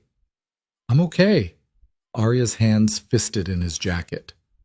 "I'm fine. It worked. You almost got shot." "But I didn't. Your team got here in time." She pulled back enough to look at him, seeing the fear and rage and relief warring on his face. "It's over, Mateo. He came after me with clear intent to kill. Everything's on camera, on recording. This is self-defense, justified force, clean." Mateo's jaw worked, but he nodded. Then he turned to where Luca knelt, and his expression went cold. "You made a mistake coming after my wife." "She destroyed my family," Luca spat. "Your family destroyed itself." Mateo's voice was ice. "Arya just made sure the world knew about it. But you threatened her, stalked her, came here with intent to kill her. That's not politics or strategy. That's personal." "So kill me," Luca said bitterly. "Get it over with." "No." Mateo's smile was sharp. "Killing you would be mercy. Instead, you're going to stand trial for human trafficking, attempted murder, and violation of council exile. You're going to spend the rest of your life in prison, knowing that Arya Vitale is free and powerful while you rot in a cell." "You can't." "I can. I have recorded evidence of tonight's attack. I have testimony from 42 women you trafficked. I have financial records, communications, everything needed to put you away forever." Mateo's eyes were merciless. "And I'm going to make sure every single day of your sentence, you remember that this happened because you underestimated the wrong woman." Elena approached with zip ties and a satisfied expression. "NYPD is en route. We'll hand him over with full documentation. This one's going through the legal system." As they secured Luca and his remaining men, Arya felt the tension that had been coiled in her chest for weeks finally begin to unwind. It was over. The threats, the danger, the fear that had followed her since the night at the gala, all of it was finally, truly over. Mateo pulled her away from the others, checking her over with hands that trembled slightly despite his controlled expression. "You're sure you're not hurt?" "I'm sure." "You trained me well." Arya's smile was shaky. "Though I'd prefer not to do that again." "Never again," Mateo vowed. "From now on, the only danger you face is boredom from too many charity dinners and negotiation meetings." "I can live with that." They stood there as the police arrived, as Luca was officially arrested, as Elena coordinated with law enforcement to ensure all evidence was properly documented. The sun was setting by the time they finally left the building, painting the sky in shades of orange and gold. In the car ride back to the penthouse, Arya leaned against Mateo's shoulder, exhaustion finally catching up with her. What happens now? Now the DeSantis family is completely finished. Antonio's in exile. Luca's going to prison. Their territories will be redistributed among the other families. Mateo's arm tightened around her. "And you, my brilliant, terrifying wife, are going to help me decide how to restructure our operations." "Our operations?" "You didn't think I'd let you stop being involved after you just took down an entire crime family, did you?" Mateo's voice was warm with pride. "You're too valuable an asset. More importantly, you're too good at this." Arya considered the future spreading out before her, not as an unwanted daughter or a trophy wife, but as a genuine partner in one of the most powerful families in New York. It should have terrified her. Instead, it felt like coming home. "I want to start a foundation," she said quietly. "Use some of our resources to help women like the ones Luca trafficked. Give them real opportunities, real protection. Make something good come out of all this." Mateo was quiet for a moment, then pressed a kiss to her hair. "Done. We'll announce it at next month's charity gala. The Vitale Foundation for Women's Protection and Empowerment. You'll run it." Just like that? Just like that. You're my partner, Arya. Your ideas, your priorities, they matter to me. He tilted her face up to meet his eyes. Everything about you matters to me. The words settled in her chest, warm and real and true. This man who'd claimed her at a gala had become the man she chose every day. Strategy had become partnership. Partnership had become love. The reconciliation with her father came 2 weeks later, arranged by Isabella at a neutral restaurant. Leon Moretti looked older than Arya remembered. The exile of the DeSantis family and the realization of what he'd almost done to his daughter having taken a visible toll.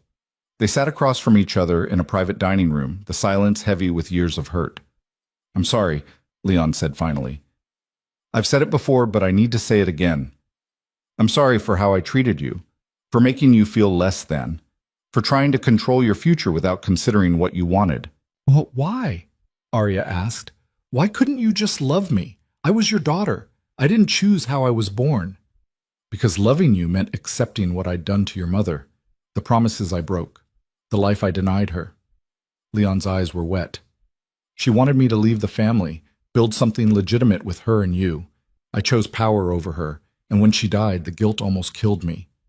Looking at you was looking at my worst mistake."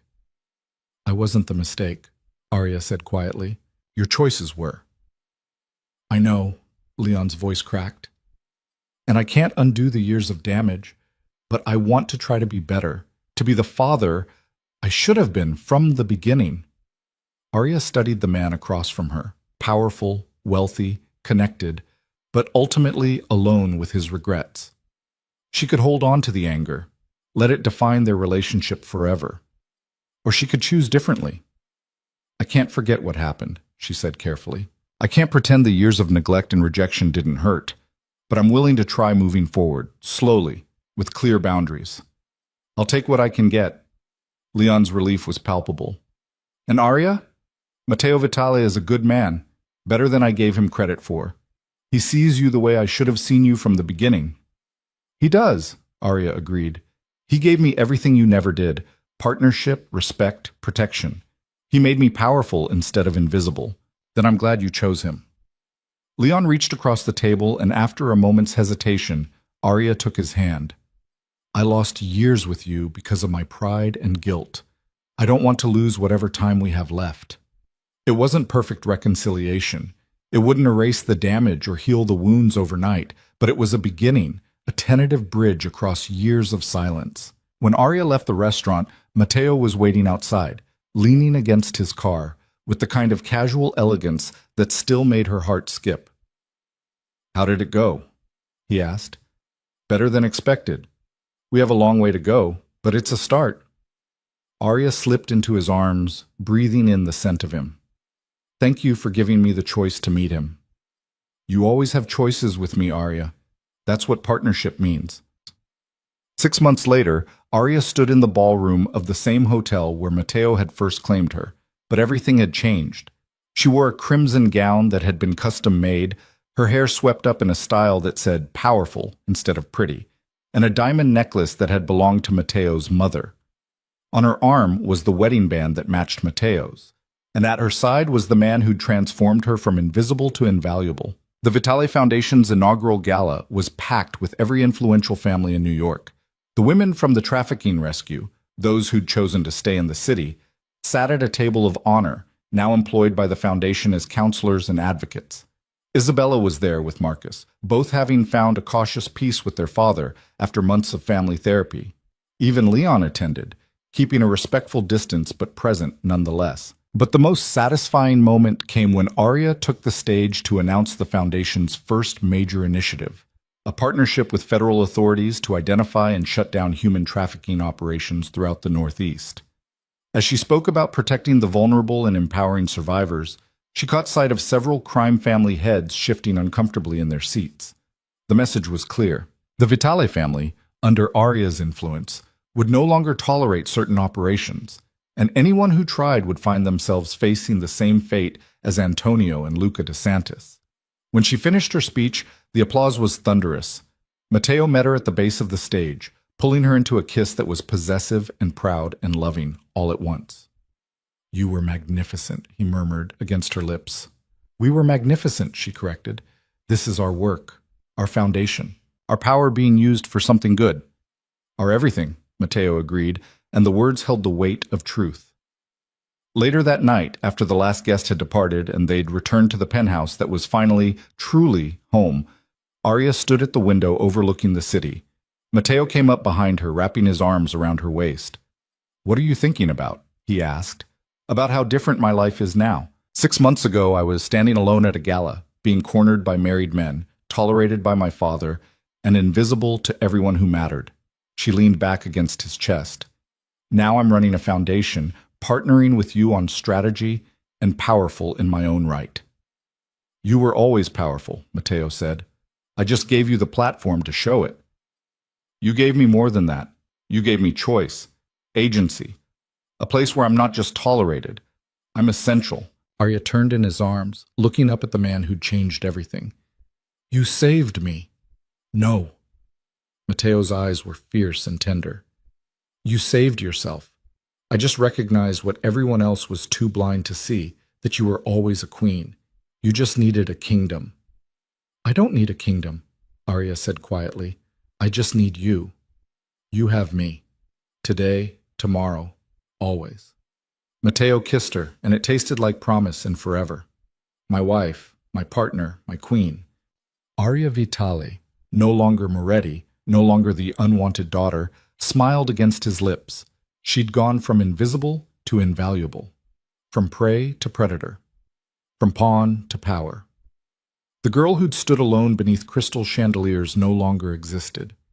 In her place was a woman who'd learned that queens weren't crowned by bloodline or birthright. They were forged in fire, tempered by survival, and crowned by their own strength.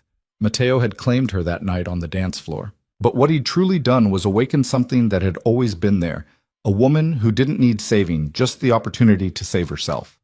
Together, they'd built an empire that valued protection over possession, partnership over property, and power used to help rather than harm. And as the city glittered beyond the windows, Arya knew that this was only the beginning. There would be more challenges, more battles, more threats to face. But she would face them all beside the man who'd seen her when she was invisible, the man who'd loved her when she thought she was unlovable, the man who'd given her a crown and then stood beside her, not above her, as equals. 6 months ago, Arya Moretti had been nothing but an inconvenient scandal. Tonight, Arya Vitale ruled as a queen, forged not by bloodline, but by the strength to choose her own